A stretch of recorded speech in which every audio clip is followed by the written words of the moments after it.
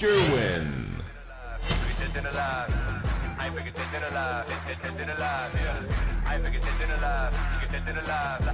Spyro the GC. Really, I never been better. Legacy, this is forever. Really, I never been better. Legacy, this is forever. Tryon RL. Forever. Yo, remember the legend and know that he never surrendered because this is forever. Scholar RL. Surrender. And the main event, This right here forever. No surrender. Drewski RL. Yo, this right here forever. No surrender. Barney. Yo, you know, yo, this right here forever. Walking on them.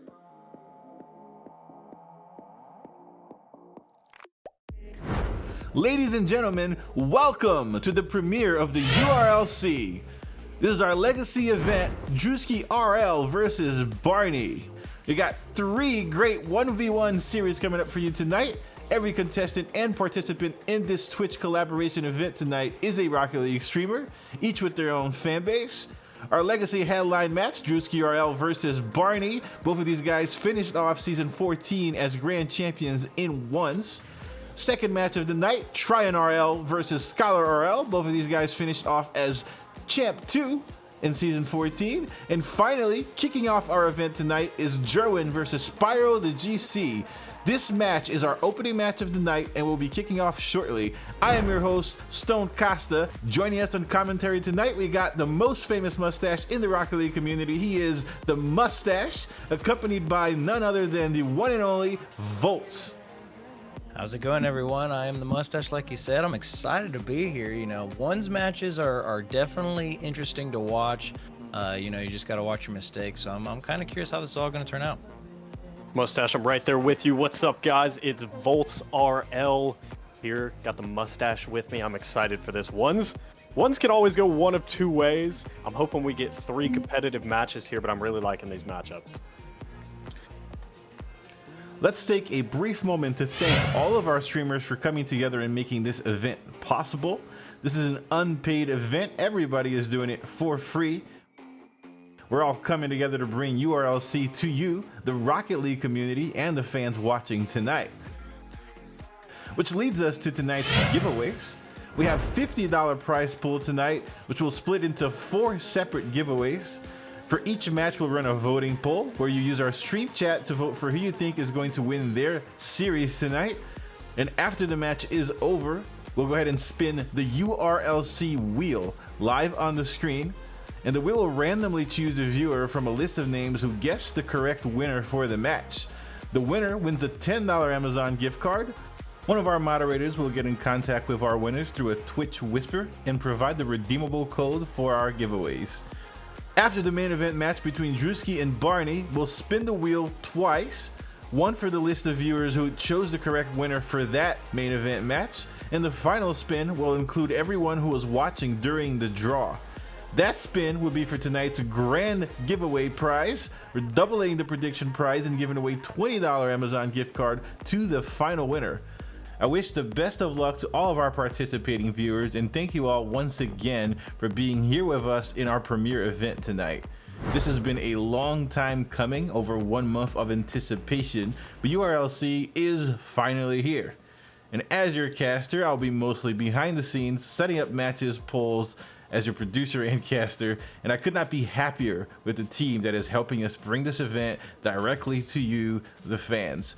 Shout out to our moderators, Velvet Sky and Scope 64. I'll go ahead and pass it back to the commentary desk.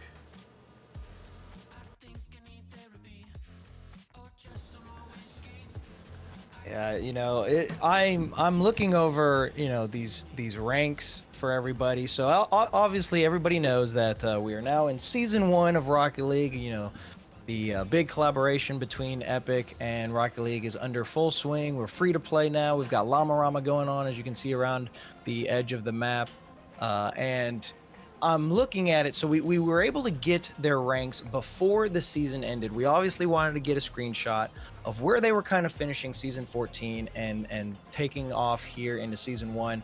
And looking over at Jerwin, you know, yes, this is a Champ 1 matchup for ones, but both of these players are sitting well into GC. I'm looking at Jerwin. He was 1591 in threes. And then Spyro, I think he's looking at 1685 in threes. So, you know, even though these players are sitting in that Champ 1 range, which is about understandable, Volts, you know, I feel like players that are that high MMR in twos and threes, they may stick a little bit lower in ones. And of course, we all know ones is a lower MMR as you work up the ladder. But you know, Champ 1 play, this is still going to be high level Rocket League. Oh yeah, advertising this as Champ 1 play is just not accurate to what the level of play we're going to see. Of course, most of these guys are 1600 GCs. 1600s are no pushovers. And while they might not main ones, which would probably explain the Champ 1 in ones, this is going to be some high-level Rocket League. All of these guys are mechanically sound, starting from the bottom, working all the way to the top. I am very, very excited to see this. This is not going to be boring at all. No, definitely not. And man, you know, I've played my ones. I cannot say that I'm a ones main. I'm definitely one of those players that try to stay away from it just because it can get tilting. But man, if you are on point and if your shots are on target and if you can, you know, just fake out your opponent, it is just so gratifying. And I see the, you know, the greatness coming from ones and the reason it's there and why you should, you know, not necessarily main it, but you should play it as often as you can, because it will kind of you know, polish your skills. And something I probably should listen to my own advice, but man, these players, I'm excited to see what they have. Yeah, having a ones arsenal and being able to have those ones mechanics is crucial when you take it to game modes like 2v2 and 3v3. Being able to perform by yourself and make solo plays with proper ones mechanics is fantastic to have. Indeed. So, Stone, I'm not sure if you were wanting to do, you were going to do the voting here. So I'm looking over what my predictions. You know, I love to do predictions for anything that I ever cast. Just going off of sheer statistics and what I'm seeing on their, you know, season stats, I'm looking at both of their ones. Ironically, with the screenshots that we have from their Rocket League trackers, both of them were on losing streaks on ones as the season ended. So I can't even go off of, you know, maybe somebody had a winning streak before the season ended. Both of them went on a 2 or 3 game or 3 or 4 game losing streak. Sorry. But I mean, man, if I'm going to go, I'm loving the Jerwin fan club that's coming out here. So I'm going to have to go with Jerwin. Jerwin came out deep. I've got chat pulled up next to me, and they came out deep for this event. I know Jerwin did hit the channel with a raid. He wanted everybody to come watch. But I bought the hype. I bought the Spyro the GC hype, that double flip reset. The first time I watched the promo, I was like everybody else. I was like, wait, who just double flip resetted? Found out it was Spyro the GC, and he's got that freestyle mechanics too. I'm going to have to go with Spyro the GC. All right, so the casters have split. We got Spyro for Volts and Jerwin for me. So Jerwin, I hope you show up for me in the chat, because man, they're coming out strong for you. But Spyro, I see him hanging out here in chat. He's definitely gonna want to take this series. But remember, this is a best of 3 series, and so there's no mercy rule or anything. So it's, you know, just constantly pack the punches against each other. You know, we kind of have this UFC theme going on, so you want to pack those punches and don't be merciless. You just want to put in every shot that you can. Yeah, game 1, there's as well we want to keep this friendly and clean, non-toxic, but there is no such thing as pulling punches here. If you can mentally destroy your opponent in game 1 with a big score difference, that plays well in a 3-game series. Indeed it does. So we will get this matchup underway here shortly. I know voting will be starting here soon as well. Yeah, we're already split on the commentary booth. Chat's leaning more Jerwin here, but one of us, me and Mustache, one of us is going to be 0-1 here. I feel like 1-0. Yeah, all right. We need to have our own contest between, you know, who's going to be right on the predictions throughout the night, unless we just, you know, I honestly haven't seen either or any of these players all the way up to our main event matchup. So I'm just excited to see what they have in store just right out the gate. this is our first kickoff event for this, and we got Spyro and Jerwin right now. We got Tryon and Scholar later, and then Drewski as well coming in. So this is going to be some high level Rocket League. And like you said, the chat is definitely going for Jerwin. I'm kind of looking it over myself as well. Yeah, But, the only player I have actually seen, I'm kind of in the same boat as you. The only player I have seen is Drewski. I have seen Drewski play threes, but never ones. So I am very, very interested to see what Barney's got to see. Barney saying he's nervous. In the chat, don't be nervous, my man. It's time to put on a show. But you still got a little bit. Still got a little bit of time. Yeah, I'm curious on what's going through the minds of the players that aren't going to be playing. Obviously, Spyro and Jerwin, they're our first event. They are the ones that kind of kick this off, get everything going. And they've already got their nerves, but the Champ 2 and the Grand Champ matchups, what is going to go through their minds? They're just probably sitting back trying to do as much ones prep, whether it be casual or ranked, to just get them in the right mindset. Because man, if you're not in the right mindset and you get 1 or 2 goals past you, it can just be so debilitating to that mental state of yours, because ones highlights your mistakes on an exponential level. Yes, it does. And that's the thing too, is there's no hiding behind, oh, my teammate didn't rotate, my teammate whiff, my teammate made a bad touch. It is all on you. It is actually, ones is a lot of you versus yourself. Can you play 5 minutes of clean Rocket League? Yes. Which personally, I cannot. Yeah, I was gonna say, I agree to that 100%, because man, I sit there and I play. These players coming in. This one is Champ 1. My highest in ones is Diamond 3, and I barely touched it. I mean, I got there, but I've ended up falling out, and I'm sitting at like Diamond 1 or Diamond 2 now. But man, you're right. It just you make a mistake, there's no one else to aid you, and you're just like, great, that one got behind me. Then you go for kickoff, maybe a kickoff isn't just consistent, and then that one gets past you. You're already down 2 goals in a matter of 10 seconds, and it's the snowball effect. Can you stop it from becoming 4 or 5 goals that you're down? But so I'm on the flip side, if you are mechanically sound and you have practiced what you need to practice, and you've taken care of your business, it will be highlighted.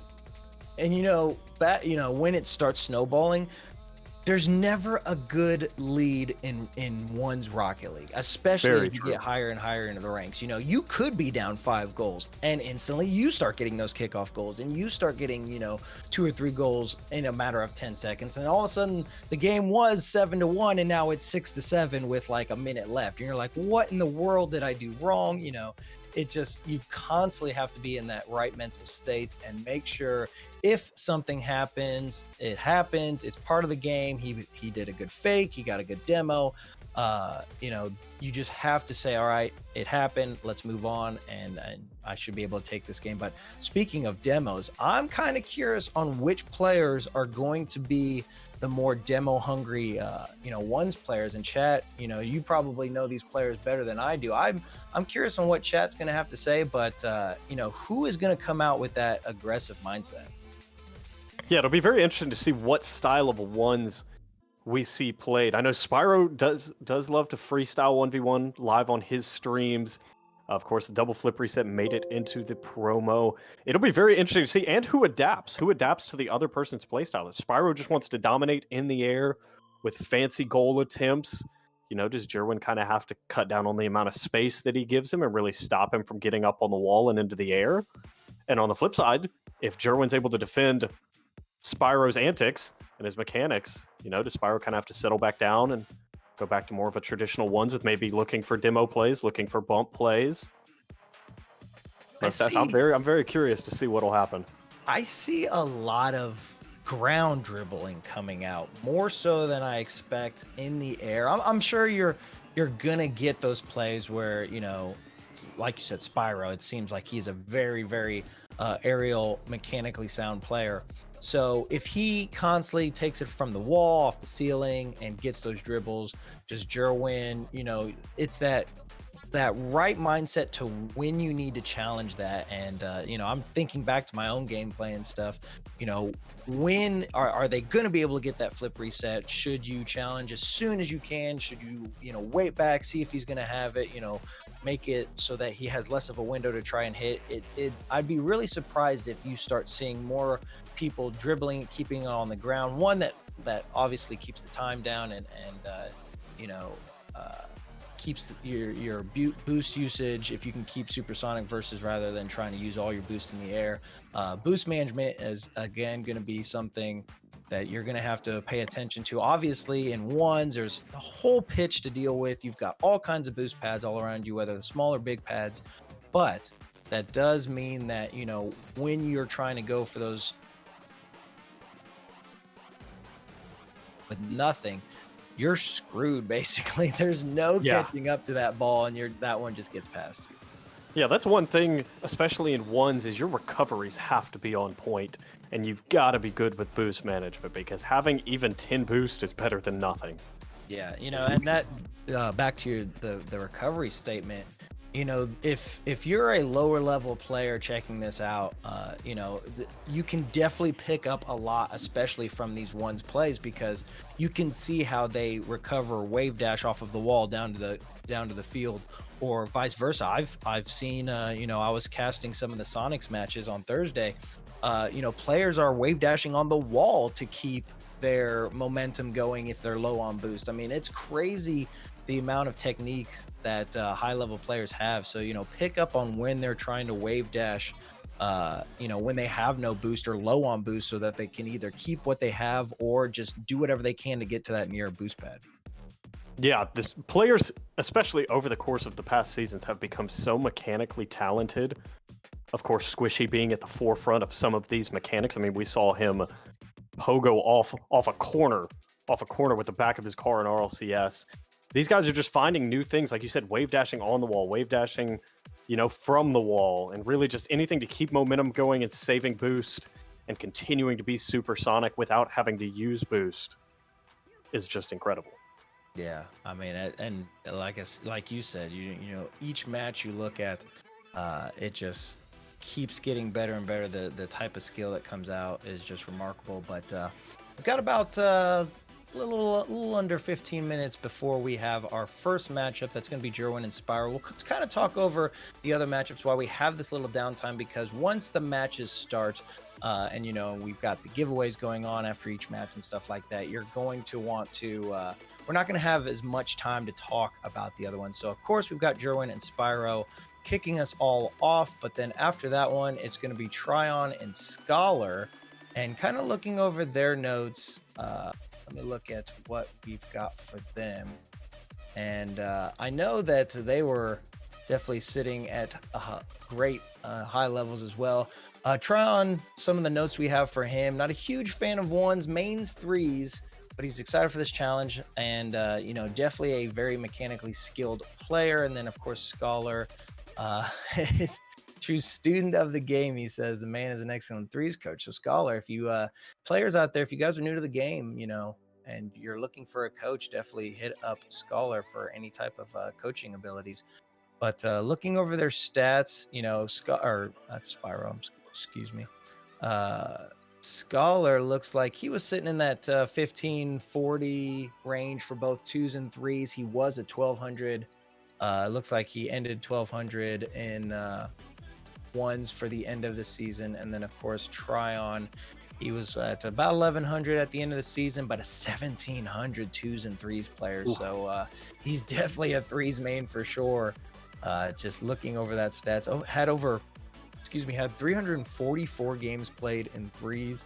And then Scholar, let me look at him real quick. He was sitting, that one didn't tell us how many games he had played, but 1700 level players coming in at ones. Tron says he's not a ones main, and but still sitting in that champ 1, champ 2 level area for ones. That's just insane. I mean, that one. That's kind of scary. I was like, a dude that doesn't like ones is just casually chilling in C2. Yeah, probably. probably would be probably a little bit higher if he liked ones. I wish I had that skill set in my arsenal, man. Because Yeah, I wish I had that problem. yeah, right. But man, 1700 threes player. You know, is he? The question comes out when you get players that say they are a twos or a threes main, not a ones player.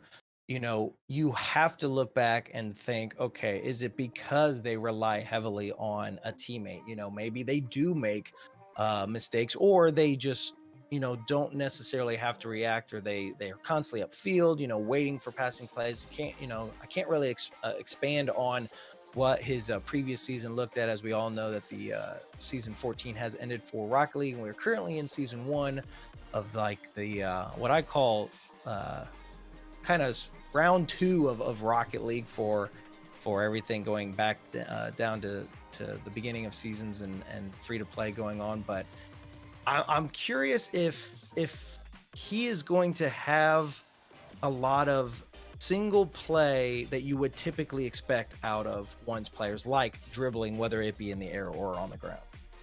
Yeah, exactly. I'm really interested to see what both of these guys are made of.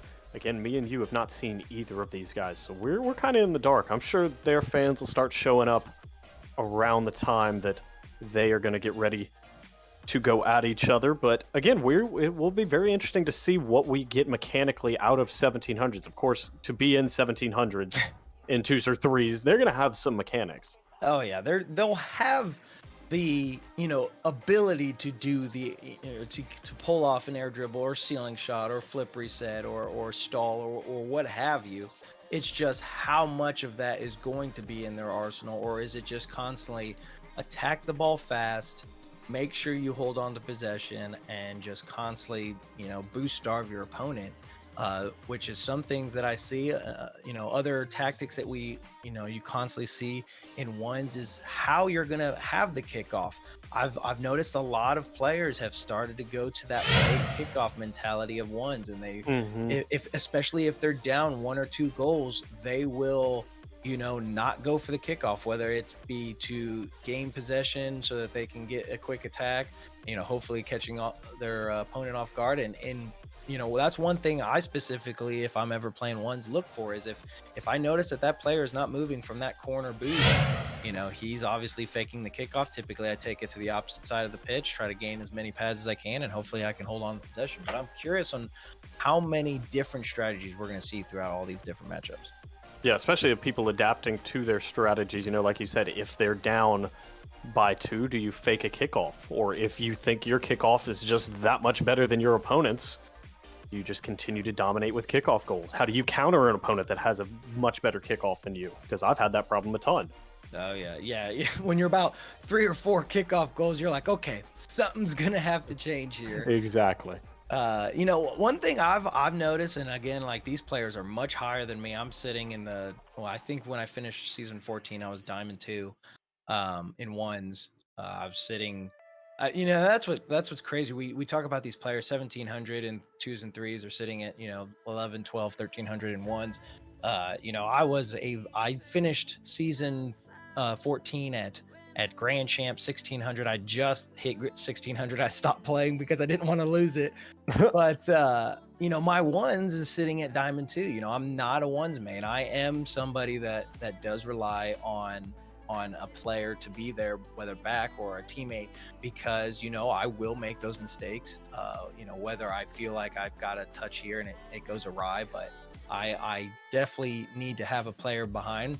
So, you know, I'm curious on what these players will do. You know, one thing I do for ones is I will, if I am, you know, late to the kickoff, some of these kickoffs, you know, you get those speed kickoffs going and it's hard to beat them. They're constantly beating you to the ball. So maybe you hang back a little bit. You don't necessarily take off the second the timer says 0.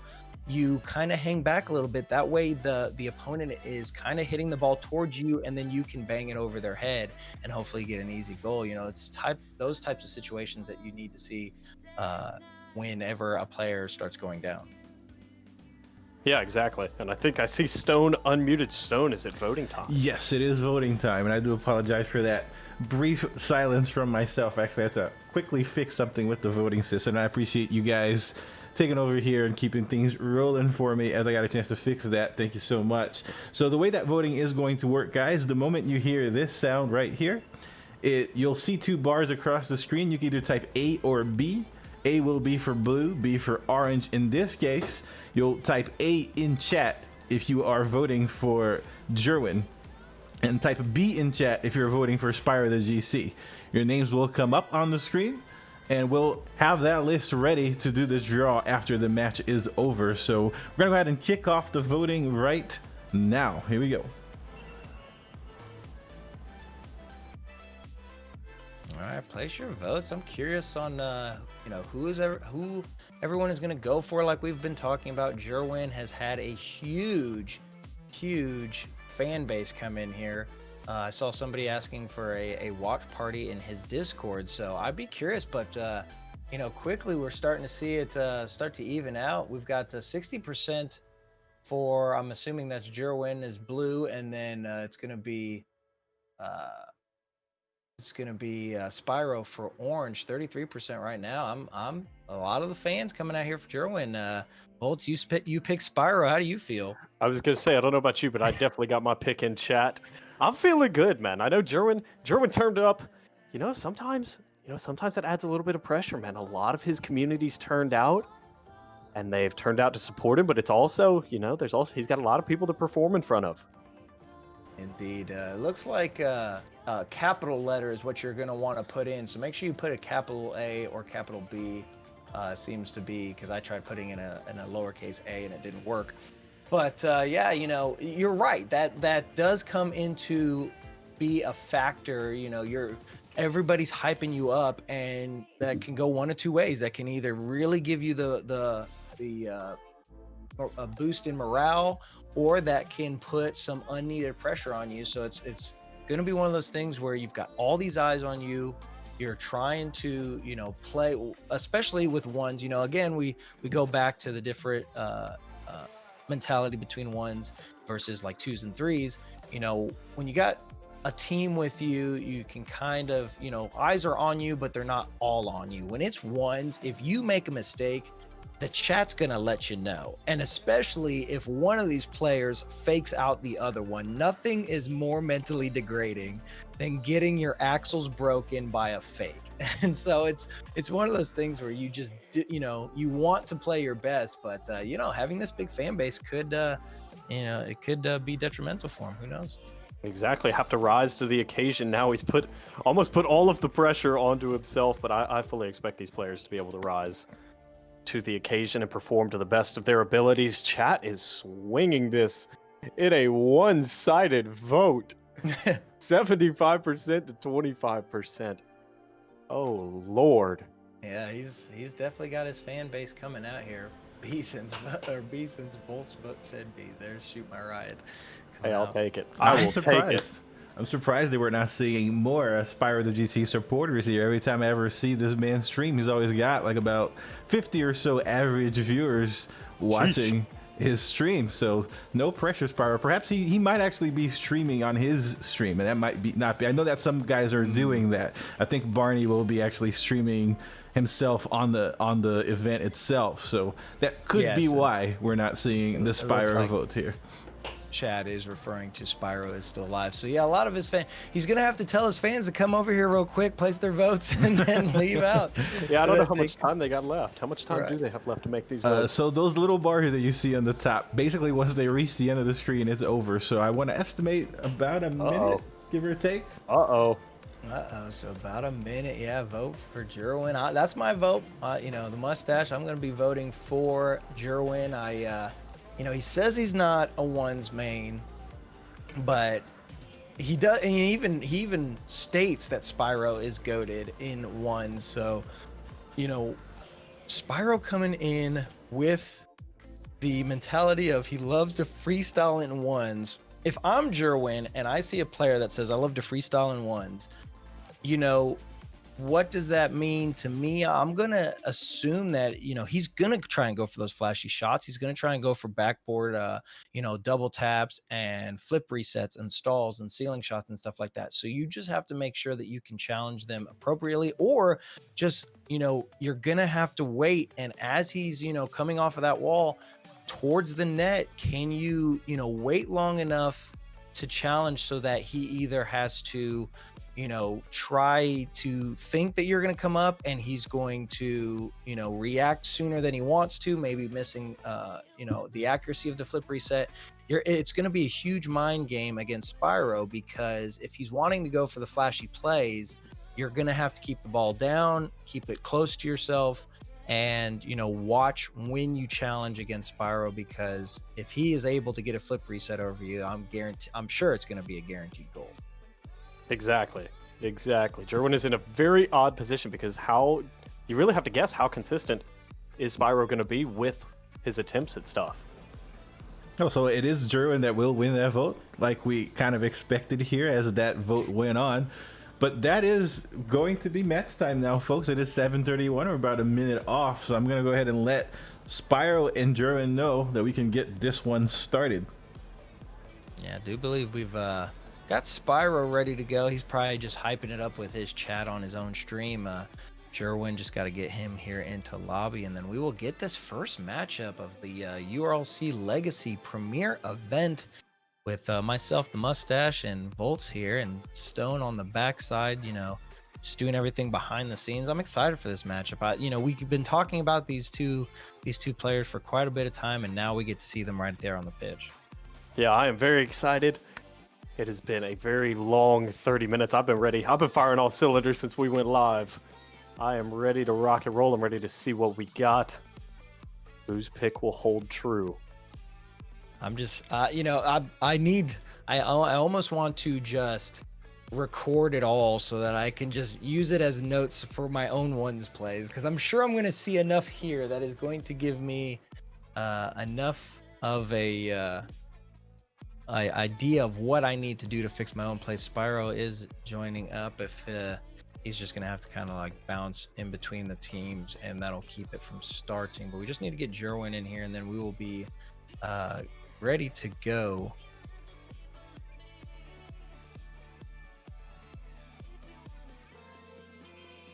But I know Jerwin, and we got it started, so that will work. The two players did start off, and we see the first goal go in for Spyro. There we go. A little bit of a stutter there from Jerwin joining in right at that last second, right when kickoff. He was placed in position when the kickoff started, so he was there in time. It's just kind of a little bit of a delay, but Spyro coming out with that kickoff win right there. Right now Spyro's got the lead, so Volts, I'm sure you're happy as well as Spyro's chatting. There's that quick air dribble. Oh, hello. Woo, Spyro's looking good. You had to think that he'd have the one's mechanics mustache. Oh my goodness. Yeah, Jerwin. That's kind of what I was talking about, that dribble when you need a challenge for Jerwin. I didn't think that he was going to be able to get that clear. It was just, that was a situation where he hesitated maybe a little too long, but he's got about only 30 seconds. Spyro is going to get that one, and we see him taking a very convincing lead early. Yeah, Spyro has come out firing on all cylinders, got a great flick over there.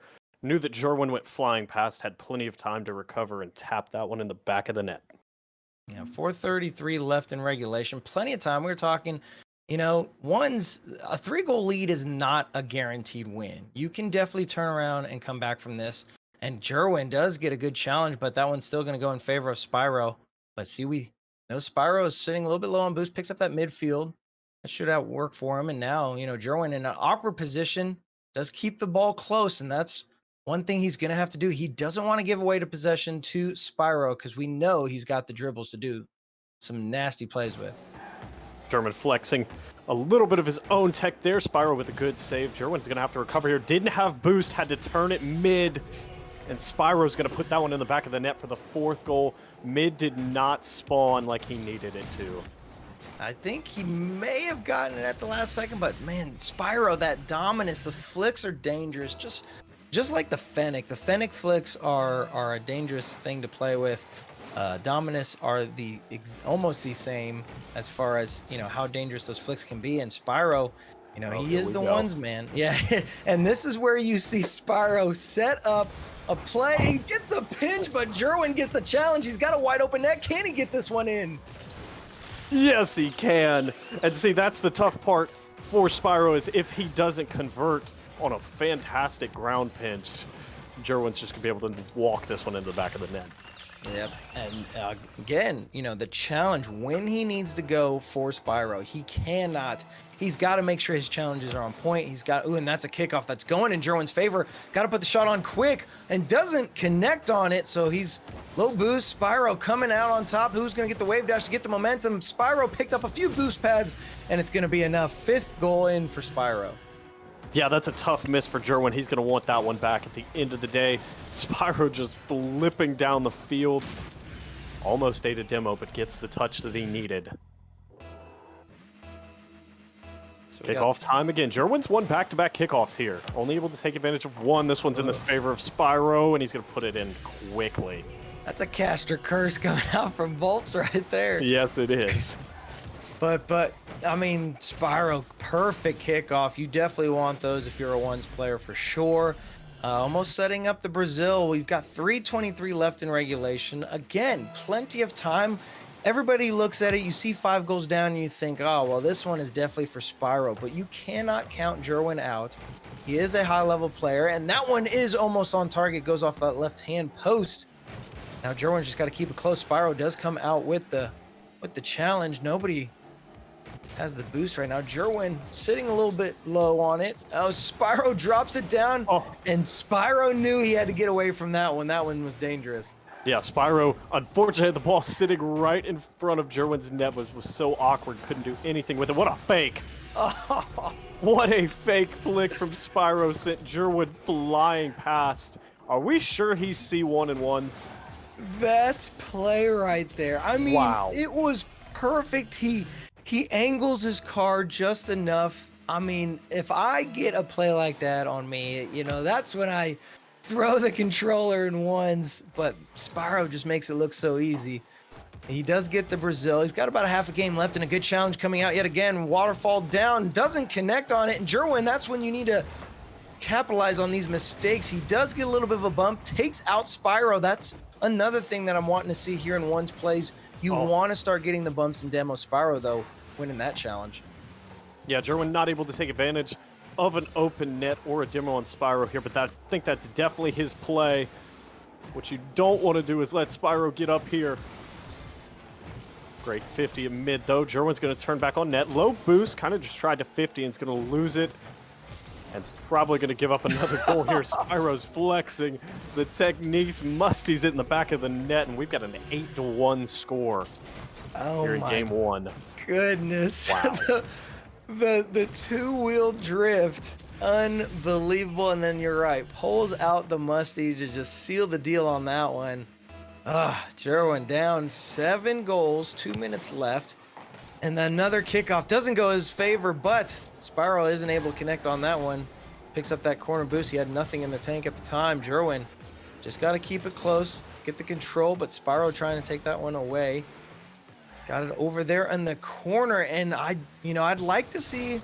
Oh, and what a pinch coming out from Spyro. But I do want to see some more bumping and demo plays coming out to try and clear out either defender, whether Spyro takes it out on Jerwin or whether Jerwin does it to Spyro.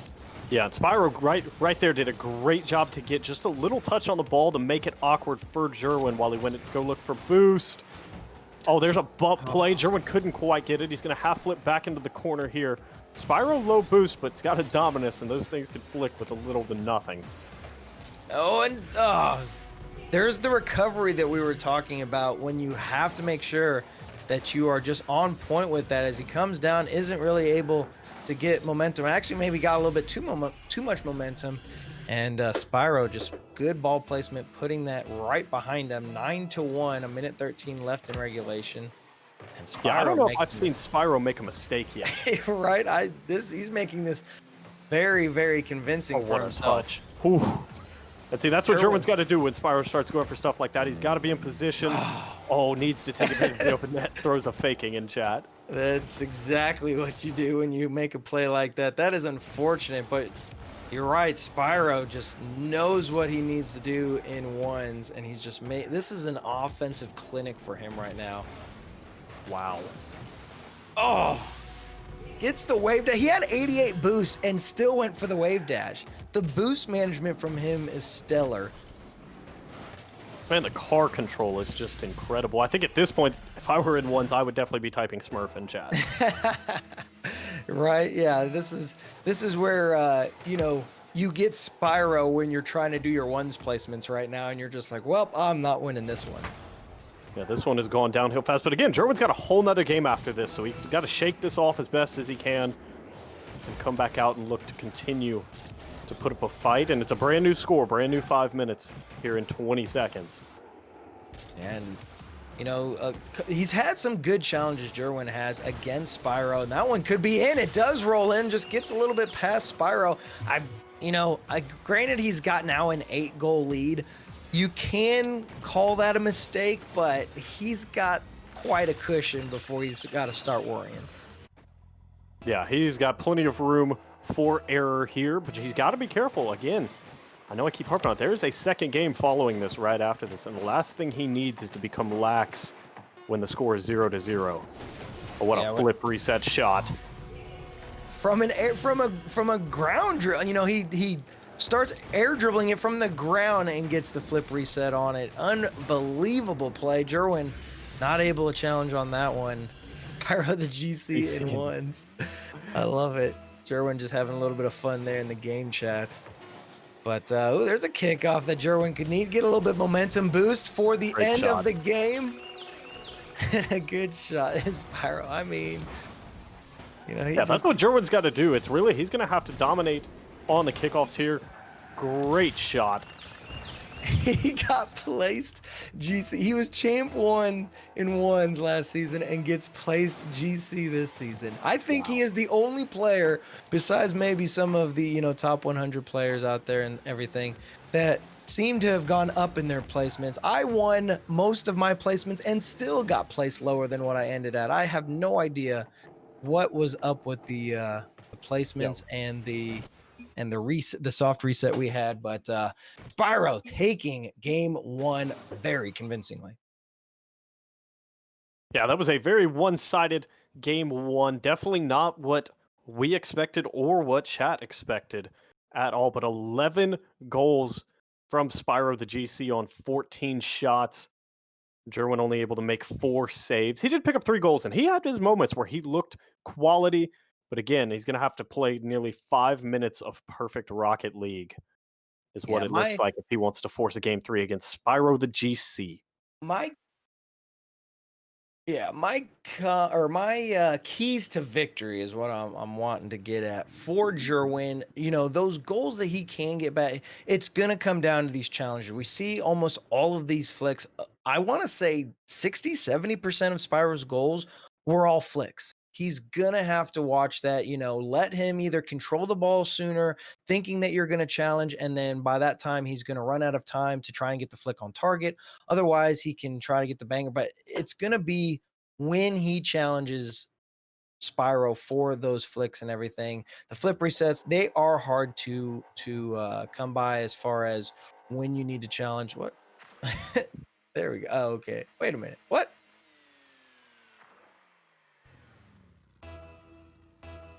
Not quite sure. I was about to say, I was like, the players were constantly switching teams. They're going to let it go right there. So we will get game number 2 going now. I was kind of curious on what they were doing with that, if they were, you know, just going to change it up for laughs. But they had a little bit of fun there at the beginning of game 2, and now we are underway. Jerwin coming off with a good challenge. Is going to put it off a post. That is unfortunate. Yeah, Jerwin got bumped in the back. Spyro the GC did get the bump that he was looking for. What a flick. This is dirty. Spyro is pulling out all of the tech he has, and he got some serious force behind that too. You're right. Still 15 boost in tank by the time he got the flick off. That was just incredible. I thought Jerwin had that good challenge, was almost going to be able to put on target, but Spyro, he came out with that bump and worked out for him. He took Jerwin off of his path and was able to make sure he didn't come out with the goal. And Jerwin, he barely avoided the bump. Right, he saw Spyro there, and that is, interesting because I thought he could have beaten Spyro even if Spyro would have cut in for that challenge, but Spyro, he loves those bumps to get the player out of contention. Yes, he does. And Spyro's doing a great job of keeping ball control, even when he's low boost, just kind of chipping it backwards, keeping it away from Gyro. Oh no. Spyro, what a save. And that's what Jerwin's got to do. Keep it competitive. Don't let Spyro do what he wants to do. Yes, but now we see Jerwin. He's low boost. He does pick up that corner, and that was good because Spyro was picking up almost everything. Oh my goodness, these flicks are dangerous from Spyro. Spyro's musty flick is something he definitely works on because he has broken this out now when he's gotten space from a long distance as well. He's thrown one from about midfield and one just barely in the attacking third. And he's 2 for 2 this game. What's even, more crazy from it is the fact that he doesn't necessarily put it, far away from the opponent. I mean, that ball was close. Had, Jerwin had maybe a little bit more boost, a little bit more momentum, he would have been able to get that. That ball wasn't that far off from Jerwin's car, and rather than, Spyro trying to put it on the far left-hand side of the net. And that's a good challenge. That one could roll. But Spyro, using all the boost he has, picks up the corner and is able to still hold on to possession. Oh, and what a challenge. Spyro did a great job here. Hopefully we'll see it on the replay. He tilts his car up just a little bit when he sees this challenge coming to keep it. Yep, there it is. It's really hard, subtle, and hard to see. But that's a fantastic job to keep that one in his possession. So we got a 3-goal lead for Spyro, 3 minutes left. Could, again, by this point in time in game number 1, we did see Spyro with quite a few more goals. He's got control of it now, picks up that midfield boost. He's going to pick up that other one, and now this is where Spyro gets fancy. Is that going to be enough? No, and that's perfect attack from Jerwin, but Spyro and just takes it away quickly. He's got no boost, but can he get this one past Jerwin? Picks up the midfield. Now Spyro's on his retreat back. Didn't want that one to go by him, but Jerwin, I'm liking this, offensive attack that we've seen right here. This is about the best Jerwin has looked as far as going up against Spyro. Yeah, but Spyro's got no boost here. That's a bold turn to try to stay. He's going to get boost starved yet again. Going to be stuck on pads, but he seems very confident with 12 boost. Yeah, and I'm curious if it's he picks up that corner. I mean, he just knows what he needs to do. It's one of those things where he just knows that if he can keep the ball within, a couple, trying to think of a unit of measure here for the pitch, but within a couple of boost pads, couple small pads, he can definitely take control. And a little bit of a drift there. He's trying to get fancy it again, but no! Pinch. It's high. Off. I thought that was going in. What a Cuxer pinch. On the other side, Jerwin just had a great air dribble. That was a fantastic dribble, but Spyro with a great save as well. And there you go, Jerwin. Oh, he gets bumped. It's almost every time Jerwin has an opportunity, Spyro bumps him out of the way. And there you go. Jerwin found the back of the net. Again, this is the first mistake I've seen Spyro make all game. He misses back right. Oh my goodness. Missed back right, had no boost to turn with. That is the first mistake that I have seen this game. And Jerwin punishes him for it. 1:22 left, down 2 goals. This game is definitely doable, but we see Jerwin a little awkward right there. Wasn't able to put a shot on target, and those are definitely the kickoffs that you want to get on target. Spyro getting demoed, exactly what you want to see if you're a Jerwin fan.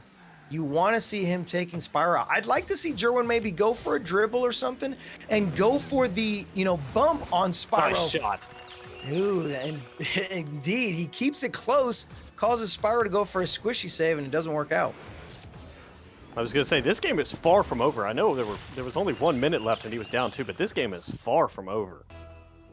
So now down 1, 58 seconds left. Spyro, is he playing with his opponent, or is he? Is this one going Jerwin's favor? That one may be on target. Is that going to be enough? It's just going to roll in. Spyro lets it go. We are all tied up here in game number 2. This is a fantastic shot from Jerwin. There was no back right boost for Spyro to pick up because Jerwin had just picked it up. And I think both players knew that was in the back of the net and neither chose to pursue it. All tied up. 47 seconds and Jerwin winning the kickoff. This is exactly what you want to see, Jerwin fans. Spyro does have control. He's got corner boost. Now you start Jerwin's seeing doing a great job of turning up the pressure on Spyro. He's not playing like he's scared anymore. He's going to get boost starved here, but Jerwin with a great turn. Mid-spawn back for him. Give him his first lead. That was perfect. Spyro goes for that corner boost, figures Jerwin is not going to go for the ball because he was low on boost. But perfectly, Jerwin catches the ball, grabs that midfield, couldn't have been any better, and he takes the lead. Yeah, that's just a very tough break for Spyro. If that boost spawns a second later, he's going to be able to get back and get a touch. So we got a flip reset scoop here. Jerwin got turned up on the wall and couldn't quite make the save. That's a tough break after 3 really good goals. You know, Jerwin doing what he can. He had the lead, but then Spyro comes out with those crazy flip resets, the crazy air control, and a kickoff going Spyro's favor, but he's not going to be able to recover to be able to put that on target. So Jerwin just got to get the catch, knows that the demo's coming, he's low on boost, and Spyro's going to go for him. And that could have been a faulty play right there from Spyro had Jerwin had gotten a little bit more control. It goes into overtime for game number 2. I did not expect any overtimes tonight, but good for Jerwin keeping this game close. Yeah, this has been a great recovery for Jerwin from the very lopsided game 1. Got a flip reset here. Jerwin with a great challenge. Not going to let anything come of it. Give us game 3. We'll see y'all. Let's go, Jerwin fans. I'm loving it. Just a good recovery. Spyro, nothing left in the tank. I don't care how many boost pads he picks up down the center of the pitch. Not going to be enough as Jerwin picked up that corner. We've got a tied series. Yes, we do. This is not what I expected after watching game 1. But I am very excited for a game 3 rubber match here. Jerwin did pick up 5 goals on 8 shots. Spyro with only 4 goals, 7 shots. So literally half of what he took in game 1 was very limited here. Jerwin did a great job of keeping pressure on him, closing the distance. It got away from him in the first 2 goals, but as soon as he started to lock it down, he looked much better. And I'm looking at the replays here. It seems like Spyro's constantly it's the flicks. The flicks are his key to victory. And if you can stop those flicks, you can stop Spyro. There was only one that was the good challenge that basically he kind of stuffs Jerwin and is able to just drive it in. But I want to say now, between games 1 and 2, almost all of his goals, Spyro's, are from flicks. So if you can do what you can to mitigate that, you can definitely take him down, because otherwise he's just going for fancy plays, and you can just let him do what he wants, and hopefully you can challenge it perfectly and then just get the quick counterattack. Yep, but we will see if Jerwin can manage to slow down Spyro again. 5 minutes on the clock. Here we go. Game 3. Ooh. Let's do it. Oh, wait a minute. What happened? Apparently he wasn't there for kickoff. I was like, what? They Very were confused, both yeah. They were both set up. AFK strat, that's new. Yeah. What's funny is I thought he was going, for a fake kickoff. He just didn't want to go, but then you heard him disconnect, and you're like, wait a minute, that's actually on target though. Spyro's got to get back. Oh, I don't know if he's going to be able to, and he doesn't. Jerwin gets the goal. Wow, what a challenge from Jerwin. And able to put it, on frame. The bump Spyro almost had one of the best recoveries I've ever seen. Right. And what's funny was Spyro actually didn't get a touch on that ball. Jerwin just had the challenge. Spyro stopped thinking that the ball was going to bounce off of him. And just because of the curve of the pitch, he actually wasn't anywhere near the ball. So Jerwin puts the shot on target, but bumps Spyro and almost allowed him to get the save. Close call. Spyro coming out on top, but he's got to stop his car. And that's one thing. Oh, and that's going to hurt. Spyro putting it in, getting the equalizer. Yeah, this is, again, Spyro does a great job when he's challenged of adjusting his car to where it stays, the ball stays in front of it. That's something I'm really noticing here. And it's been subtle, but even there, he tilted his car downward just a little bit to keep control. It's one of those situations where you know Spyro is very good at knowing that he's got the upper hand, so he doesn't necessarily have to rush for the saves or the challenges or for the shots. He's just going to take his time, where Jerwin, you know, it's kind of that mentality where Jerwin knows that Spyro's better, so he feels like he has to rush to everything. And because of that, Spyro's got the upper hand because he knows, okay, if I just take this slow, I can get the challenge and get the easy goal, just kind of like how he did right here. Yeah, and Spyro, again, knew that Jerwin was going to be desperate. Jerwin did turn, but it was not enough.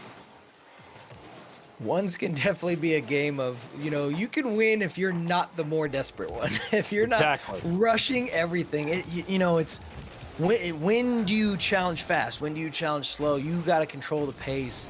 And that one's a good shot from Spyro. Spyro with these long bombs has been brutal since game one, and he does a great job. He notices where Jerwin is positioned on the field and does a great job to put this one in the back of the net, almost straight into the back of the net. Yeah, 353 left in regulation, and he's only 2 goals down. We saw Jerwin in this position before, and Jerwin was able to come back up, so I'm not too concerned for him quite yet. We do know Spyro, again, good challenge from him. He's got the control, shot on target, and another one for Spyro just off of those great challenges. Yeah, Jerwin's just having a little bit of trouble with the lack of boost here. Spyro's winning the races after kickoff to the big boost. Jerwin, again, felt desperate there, had to turn, try to put Spyro awkward, just couldn't quite do it. We've got 4-1, plenty of time left, still 3:41 left, Mustache. I feel like it's been a lot longer of a game than that. Indeed, and Spyro's going to get this one. He does put it in the back of the net. Now 4-goal lead. 333 though, or 337. That's a lot of time in Rocket League, especially in ones. You know, Jerwin has had some great kickoffs. Not necessarily kickoff goals, but he could get them. And it's just kind of going to be that situation. That one, again, not going to go in his favor, but should be able to recover on time. Spyro picks up the 1 boost pad, tries to go for a flick. We know how dangerous those are. He's taking control into the corner, and I think this is the first time in about 20 or 30 seconds that we've seen an actual volley between these two players. Yeah, and that was a great bump right there by Jerwin to create some space to move Spyro out of the attacking third, kind of force him to reconsider what his plan was going to be. I'd be curious on, you know, a controller overlay for Spyro. I'm sure he's got it set up on his stream, but I'm wanting to know how often he holds his finger on the brake, because he will go for a challenge and instantly brake. He's so good. We've been talking about it all series long about how he's able to, you know, stop the challenge, you know, get the dunks and the stuffs on his opponent.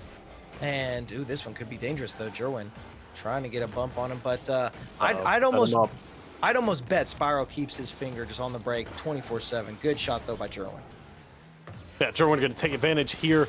Really forced Spyro to go all the way around the world. Took him all the way from his own goal, all the way around, brought him back. Spyro got a flip reset there, but couldn't use it how he wanted to. And Jerwin takes advantage. That's what you got to do. Take advantage of your opponent's mistakes here. Would love to see Jerwin win this kickoff now. And he does. Wow, no caster's jinx. Yeah, right. You know, it's just kind of going back to Jerwin and you know, Spyro going around the world like he did. Almost wanting to go for a little bit of a challenge or even possibly demo. But you know, it's kind of one of those situations. Oh, good save by Jerwin. But he lets Spyro kind of do what he wants. And, you know, again, when you need to challenge, when you don't need to challenge, Spyro's got no boost. If Jerwin can just hold on to this possession, let, you know, Spyro go for that corner boost like he is, he can possibly put this on target. Spyro not able to get this out of harm's reach. Still stuck in the midfield. He's got control coming off the ceiling, but now Spyro keeping that on. Can Jerwin get there? No. And that one does go for Spyro. What a tough break for Jerwin here. Didn't recover on the ceiling as well as he wanted. Spyro just had to drive back down the wall and put this one on target. Jerwin was looking so good there, but that goal, man, that goal mustache, that might be the dagger here. Yeah, minute 44, 4 goals down. We've seen him catch up with 3. Jerwin's going to be there. Does he get the catch? He does not. And that one's going to go to the corner where Spyro takes up that corner boost, goes for another flick.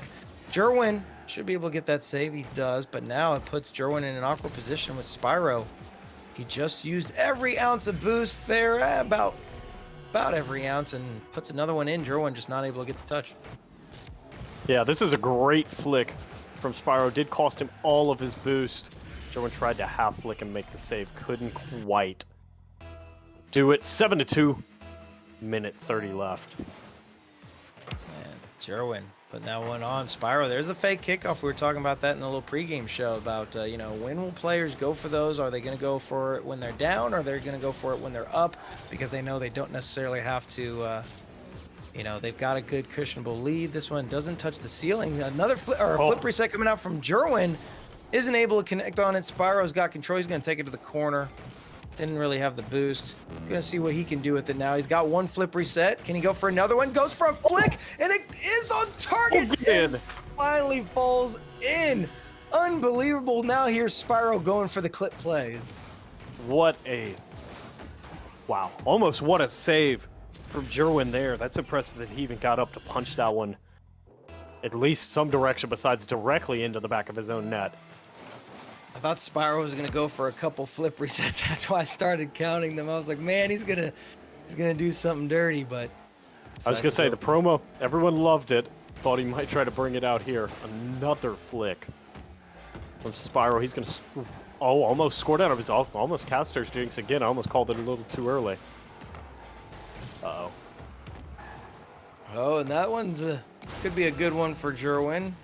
Oh, Jerwin with no boost. Oh, no. Spyro just missed corner. Jerwin's up. Thinking air dribble. Spyro's like, you know what? I'll go ahead and let you try to make a play here and see what you can do. 14 seconds left. Ladies and gentlemen, this is convincingly again going to go to Spyro. Game number 2, great showing from Jerwin.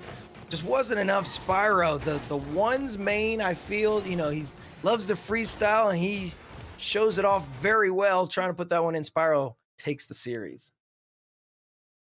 Yeah, that was a very impressive and dominant series from Spyro when he won. He looked a little shaky when he wasn't, when he wasn't in as much control as he was in games 1 and 3. But I think that was a fantastic series. What a way to start tonight. I am so excited for the next series.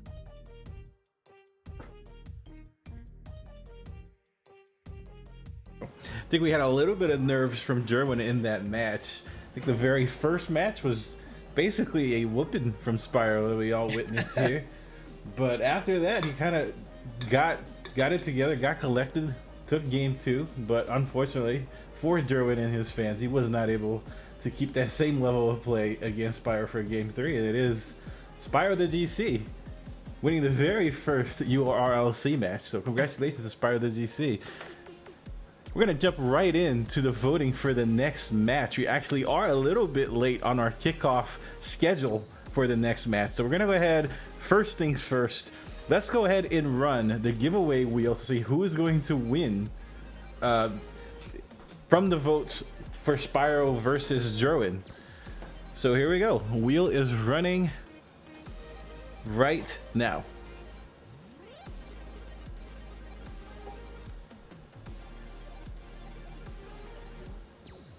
Big money, no whammies.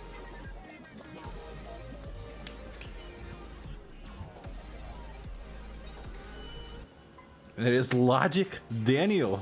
Congratulations to Logic Daniel for winning the very first giveaway on live URLC. You have won a $10 gift card, and you will get a whisper from one of the mods giving you all the information that you need to know. Congratulations. And with that, we'll go ahead and kick off the next voting here for Scholar RL versus Tryon RL. And it's going to be A for blue, B for orange. In this case, we got Tryon RL playing as blue and Scholar RL playing as orange. So when you hear this sound, you are welcome to type either yes or no in chat. I don't think that the lowercase or uppercase matters. You just sometimes got to give it like a couple of seconds to register, just to make sure that everybody is aware. And you can spam A's and B's. It should register. So here we go. We're going to go ahead and get the voting started right now. Once again, type A in chat for Tryon RL, B in chat for Scholar RL. And chat, don't forget, it is free to put your vote. All you got to do, type in Twitch chat. And if your player wins, if you get the pick correct, I believe there's another giveaway. So Volts, you were right on the first one. Spyro does come out swinging, and he did not lay up on his punches, was able to win that first series. So now we got Tryon and Scholar. Who do you think is going to win this series? You know, just because Tryon is not a big fan of ones, we have that in our casters notes. Guys that like that generally don't like ones for a reason. And so I'm wondering if it's because he gets tilted or he feels he's mechanically behind or whatever it is. But I'm going to go with Scholar here, a true student of the game. That's my kind of player. I'm going to put B in the chat. Okay, well, I will go to make sure the casters stay split. I will go with Tryon. You're right. He states he's not a ones player. He mains threes, but is excited for the challenge. Very mechanically skilled, and I'm just hoping those mechanical skills do come out. So I'm going to throw my vote on for Tryon. I do feel like he should be able to come out. Like I said, Tryon is a 1700 and a 1700 in both twos and threes. He was finished out at 1146 in ones, of course, when the screenshot was taken. So I don't think it was exactly the last day of the season, but it was pretty darn close. Scholar sitting at 1200 for ones, and then sitting at 1500 for twos and threes at the end of the season. So I'm gonna go I'm basing mine off of his mechanical skill ability and the fact that he is a very, very high level twos and threes. Hopefully he can play that well even when he doesn't have an opponent out there. Yeah, I was gonna say, a teammate. And I don't think there's a wrong choice here. I'm pretty sure either of it is not like these are gonna be, it's not like we already know who's gonna win. We have seen neither of these guys. Both of these guys are very impressive, very talented players.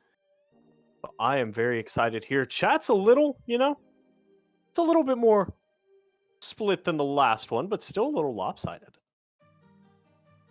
Oh, Melon Patch, how's it going? But you're right, 38% coming out for Tryon so far. We've got a little bit of time left. 63% coming out for Scholar. I kind of going back to what you said, Scholar stating that he's an excellent threes coach. He's a mechanical skill, or his mechanical skills are very impressive. He's a threes coach. He's not a ones coach. I'm gonna have to say Tryon's gonna win this one. Maybe you can coach threes all you want, but there's only two people out on the pitch, and so hopefully you can come out strong. I'm just kind of throwing a little bit of shade out there. Hopefully I can get into the head of Scholar and win this one around. Yeah, you're trying to get it back on track. Exactly. As well. Oh, we are completely split in chat, and we're getting a lot of new people in here, Mustache. So you want to replug and go over who we are, since we are not appearing on screen at the moment? Definitely, yeah. So I am the Mustache. Have casted a bunch of different leagues and stuff, and will be you'll see me all around. But yeah, I'm happy to be here. Thanks to Stone for letting me come out for this premiere event, URLC, and I'm accompanied here by Volts. Yeah, I am Volts. I'm very, very excited to be here alongside with the Mustache. Thank you, Stone, for reaching out. I've casted a number of leagues as well. I do my own stuff as well as streaming. I am also the esports director for Melon Patch Gaming, which I do think the Melon Patch account is in chat, but I am very excited for this opportunity. This is a great premiere event. I love what Stone is trying to do here. This UFC format, I'm a big UFC fan, so this works perfectly for me. But this is the premiere event of the URLC, and it has been fantastic so far, and I expect nothing less out of this next match. Yes, and definitely, back to that point. If you are here in chat and you're enjoying this kind of setup, we've seen ones matches and show matches between different content creators across the Rocket League community. But I thought, this is a very good, interesting take on how to do it. You can just do show matches and do 1v1 matches all day long and stuff. But this is kind of neat to have the starting event and then that main event and everything. And it'd be, we'd love to hear feedback on what you guys think and how this is all working out. But here shortly, we will get this lobby going. And then, we're just trying to get the lobby going. And we all know how Rocket League has been these last few days. Of course, if you're just tuning in or if you're been living under a rock, Rocket League is obviously free to play. And, because of that, we have gone from a concurrent average of what? I'd probably say 200,000 on a good Saturday night to now if I activate it right now, we are sitting at 1.3 million players. We were at 1.5 earlier today. That is an average. We have been averaging over 1 million players since we went free to play since Wednesday. I mean, it's been insane. But because of that, the servers have obviously taken a lot of stress. Epic and Psyonix, they did have to kind of, revamp the servers here and there. Those first few days, it seems to have kind of fixed itself and alleviated itself. But I figured because of the Llama Rama event that is currently taking off as of now until October 12th, we're going to have even more players. So, it does take a little while to get the lobbies going just because you're trying to find them. I mean, there's over 1 million players out there. I can't believe this. And it's been such a big week for Rocket League. I'm so glad we get events like these that start up that you can get more and more players interested in all of it. Yeah, this is absolutely fantastic for the Rocket League community, for us as content creators, for people that truly love this game like you and I do. Having almost 6 times, actually over 6 times the amount of players that are usually on this game. This game has had so much potential, and finally, with Epic Games, it's looking like it's trending in the correct direction. They do need to fix their servers, but you cannot blame them for what has occurred in this week. I don't think anyone expected this. I know I did not. No, I definitely figured, we were sitting at 200,000. Maybe we go to, 700,000, and maybe half of those players stick around after the first week. That would be a big win for Rocket League. To go to 1.5 million people and to keep it over the last few days is just phenomenal. And I'm hoping everybody, if you are new to this game, please stick around. This community is such a well-built community across all of the Rocket League scene, not just here at or URLC or any of the other communities out there that have been built because of Rocket League, but just Rocket League as a whole is just a great place to be. I've been here since 2016. I rocked that title, and this has been a game that I have mained since that. I mean, I've played other games here and there, but Rocket League is life now, and it's crazy to see how much it has evolved over the last few years. Yeah, this has been truly incredible. Again, I technically played this game back in like 2018, but that was only because I played on a buddy's split screen. But I really got into it probably February, March of this year, and this community has shown me nothing but love. And so I am very excited to be witnessing this growth and here for it, but it looks like we've got a match made. I'm seeing a name and a password, so let's go ahead and hop into this. Yeah, so just to reiterate, we will be bringing you Tryon versus Scholar. And if I could type the password in there correctly. But I'm excited for this one. I am voting for Tryon as my player to win. We have Volts going for Scholar. I'm literally thinking I'm typing this password. Yeah, I'm getting the unable to join message as well, so I don't think so maybe it is now. Incorrectly. Again, guys, like we're talking about with all of these new players, servers can tend to be a little slow. But I think chat went 50-50 down the middle on who this winner was going to be. This is giving our contestants a last, kind of like a last minute to prepare, or it might be bringing on some extra nerves. You never know. You know, I've always wondered that. You know, I've played in many leagues. I've casted many leagues. You know, you create the servers, or you're playing in the middle of a series and the server dies, so you have to remake the lobby. You know, what goes through a player's mind when you have that downtime? I personally like to use that downtime as a breather. I'm one of those players that will wait the full, you know, time after a game ends to kind of get my nerves calm and get my head back in the game, because Rocket League is such a fast-paced game that you have to, you know, take a breather. You can't just constantly play, you know, a 5-game series, a 3-game series, 7-game series back to back to back. You need to take that breather so that you can kind of get everybody reset, you know, get those nerves calmed down. So typically, you know, when you have these little downtimes where you're trying to make the lobbies, hopefully these players are just trying to get in the right mindset so that they can play their best in this matchup. Yeah, we did see a little bit of nerves there in the first matchup from Jerwin. He looked a little bit shaky. Scholar kind of punched him in the mouth, and he got it back together for game 2. But I would love to see both of these guys come out with no nerves, ready to play Rocket League, ready to give us a good competitive matchup here once Rocket League servers allow us to get started. Yeah, we're just getting it remade right now, and then we will be down to the pitch for our second series of the night. Thank you all for tuning in. Quite a few of you, and I'm hoping you guys are enjoying this Rocket League action. But yeah, we'll get these lobbies going, and then we will bring you Tryon versus Scholar, our second matchup of the night, right before our main event, which should be a doozy. But like I said, this series should be interesting. I'm really excited to see how these players play out.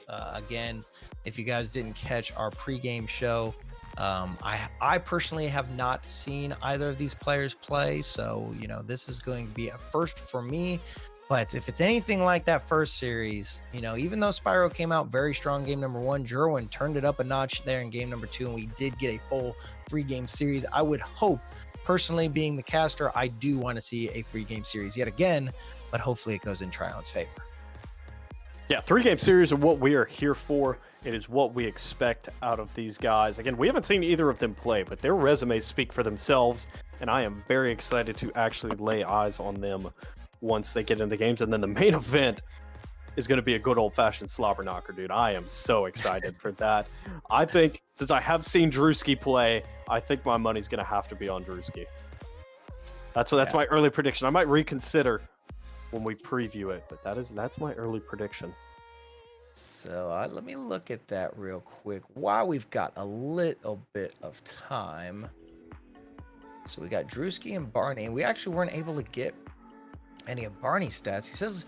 Barney says he's not a flashy player, but a solid and consistent. He mains 1v1. Accepted challenge against Drewski live at the end of his 12-hour stream.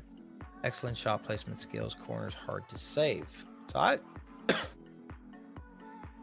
I would not be disappointed with picking Barney as my choice, but we'll have to see. Sounds like a lobby could be getting up and going here. I believe it is. I am in, looking at our contestants. All right, so it's just me. They're waiting on the mustache. That's what you get when you have such a luscious locks on your chin or on your lip. See, man, I see what they had to add to that. Okay, lobby is letting me join in, so we will be getting down to the field here shortly. And man, this is like I said, Tryon. I'm hoping for them. Tryon should be your blue, and Scholar should be orange. But I do see the players there, so hopefully we will get this going. And yep, I see Tryon and Scholar getting ready to take their positions. Ladies and gentlemen, series number 2 here of the URLC Legacy premiere event, and this should be a doozy. Let's do it, let's do it, let's do it. Match number 2, game 1, Scholar, Tryon. What do we have? So I'm noticing already, Tryon with the Fennec, Scholar coming out with the breakout. Those breakouts, Fennec flicks are dangerous, and Tryon almost putting that one crossbar out. But whenever I see a breakout, I always assume that they are just a crazy air dribbler. I mean, that breakout is built for air dribbles and the like. But Tryon, oh, that challenge not going to go in his favor. Scholar is going to let that one drop. He thought he was going to go in for a little bit of a fancy play, but didn't need to. Yeah, this is a great look from Scholar here. Oh, I don't even know if he meant to 50 that. But he'll take what he can get. Scholar up early, 1-0 over Tryon. Tryon's Phoenix should cause a problem. Phoenix are generally a good match against flatter cars here as he just dominates this kickoff. Swings back around to pick up mid. Gonna just punch this one in the back of the net. That is a laser. Man, and that is a laser. 67-mile-per-hour shot, and what a shot it was. Just puts that on that left-hand side. Near side for him. Scholar just, he would have had to have stretched as far as he could to get that save. Didn't need to, though. Tryon put, like you said, a big old heater on that one, and we were all tied up. So different change of pace here from our first series to this second series now. Tryon's going to pick up that corner. Scholar's going for that near or that far post position, and a good challenge. Scholar bumps Tryon away, but Tryon able to pick up that corner boost, leaving Scholar in an awkward position. Oh, what a shot. I don't even know how to describe this. This is almost a wave dash into a flick? Yes, he did get the wave dash into the flick. Wow. And he had picked up that corner boost, so he was in a good position, but just good control from him to just get that extra speed on it. Tryon, he's going to pick up that midfield boost now. Scholar. Let's see if Tryon gets the dribble and throws it in the back of the net, taking the 2-goal lead now. Yeah, this is a fantastic dribble. Scholar almost got a piece of the ball, but when Tryon saw him coming, he tilted his car up just a little bit, flicked the ball over, ate the bump, and put it in the back of the net. Just seeing what I'm seeing here now. We're in the first minute. Tryon coming out with a great challenge on that one, and that was a good play from Scholar. He knew that he didn't want to, challenge that too quick, see who's going to be the first one to go for it, and Tryon did come out with the challenge, but Scholar almost faking him out. I thought that was it. Yeah, Tryon's going to make him pay for that one. Here's Scholar. Went for the fake, and it didn't quite happen. Tryon actually missed back corner. That could have been crucial there if he didn't have that much boost saved up. But Tryon with an early 4-1 lead. We got Scholar down by 3. 3:30 left in regulation. This series a lot closer. Scholar trying to get the bump on Tryon, but see, that's going to put him in an awkward position. The flick comes out. Scholar gets the save, though. Good play from him. Defense holding out strong. Can he get this one past Tryon? Yeah, quickly turning that, getting a little bit of a dunk on it, rather. Scholar going to take that to the corner. Tryon. Ooh, and now this is where Scholar gets the offense going. This one should be a wide open net. Oh, what a flick by Scholar. Put it on top of his car, waited on Tryon to commit, and just simply jumped, but it flicked the ball over. That was an insane play. He had no boost. I was paying attention to Scholar's boost during that setup versus just looking at him and the ball. He had nothing left in the tank. He had to make sure that one counted. Otherwise, he was going to be in an awkward position. Tryon's got control of it now. Scholar, though, going up for the challenge. Scholar with no boost. One's going to get boost starved. Yeah, and this one could be dangerous. Tryon with a good dribble, just wasn't able to hold on to control. Scholar, though, he's still not able to pick up boost. I think he's sitting low, 12 in tank, just trying to keep the ball close. And, I don't know how many of you have done coaching sessions with many of the great coaches throughout Gamers Ready, or, just any coaches in Rocket League. Ooh, and a good attempt from Tryon. But one thing I have always taken to heart when you're in ones especially, but in Rocket League period, you're low on boost, you got to keep that ball close. You don't want that ball to get too far away from you because there's no way you're going to catch up. And what a play! Unbelievable from Scholar. This is absolutely incredible. Goes into a turtle scoop and actually got the finishing touch to it to make it 4-3. Scholar has looked mighty impressive despite being down 1. Wow. I did not expect that. Great play from him to get himself back within 1-2 minutes, or we're just past that halfway mark. We're just at the 2-minute mark now. Scholar's got control. He's got the boost as well. Tryon. He's got about half a tank. Trying to get this one down the pitch, and Scholar stops it. Is that going to be enough? Tryon sitting low, and the Fennec flicks. Goodness, the only car I feel that's, any better than the Dominus for a flick is the Fenix, man. They're dangerous. Phoenix are one of the most dangerously built cars because they feel big enough for a 50, and yet they've got that two little flat parts on the hood and the top that are just so dangerous for flicks. I mean, you see breakouts, you just don't see too many breakouts unless they're, one's players. So they get some great dribbles, and that one just right past the nose of Scholar. But yeah, when you see these Fenix and these Dominus, they just get crazy flicks. Tryon getting that little tap off the nose. Unbelievable. Yeah, Tryon has looked mighty impressive here. The first thing I had noticed by watching Tryon is his boost management is incredible. Every single time I'm like, oh, he's going to be low boost. He's going to be out of boost here. He's always got something, and he can even make it happen when he doesn't use boost. So I tell you what, Tryon stated that he was not a one's main player, but boy, is he making it look easy right now. Up by 4 yet again. 1:38 left in regulation, but Scholar, he's been playing very well throughout this series. A few, that kickoff not going to go the way he wants. That one's just going to fall right in. Oh, actually, no. He actually realizes he's going to have to go for the challenge now. Figured that one was an easy goal for Tryon. Another flick coming out. Almost drawing out the defender, Tryon. Just trying to see what he could do with that. Scholar's got the boost now. Tryon's going to have to hold on to possession now. Gives it away to Scholar. And a good challenge come out from Tryon. Like you said, those Fenix are great for any type of challenge, and seem to be working out for Tryon. And Tryon is very aggressive with his challenges. He will go find boost and immediately turn and challenge. He is not a passive ones player. Scholar was trying to get that past Tryon. And Tryon, he's not throwing any punches right now. Ooh, a little bit of a flick right there. He wanted to get flashy like Spyro. Scholar's got the control, and he's got the goal. Back within 3. Yeah, and like we always talk about, 38 seconds is a lifetime in Rocket League, especially with kickoffs here.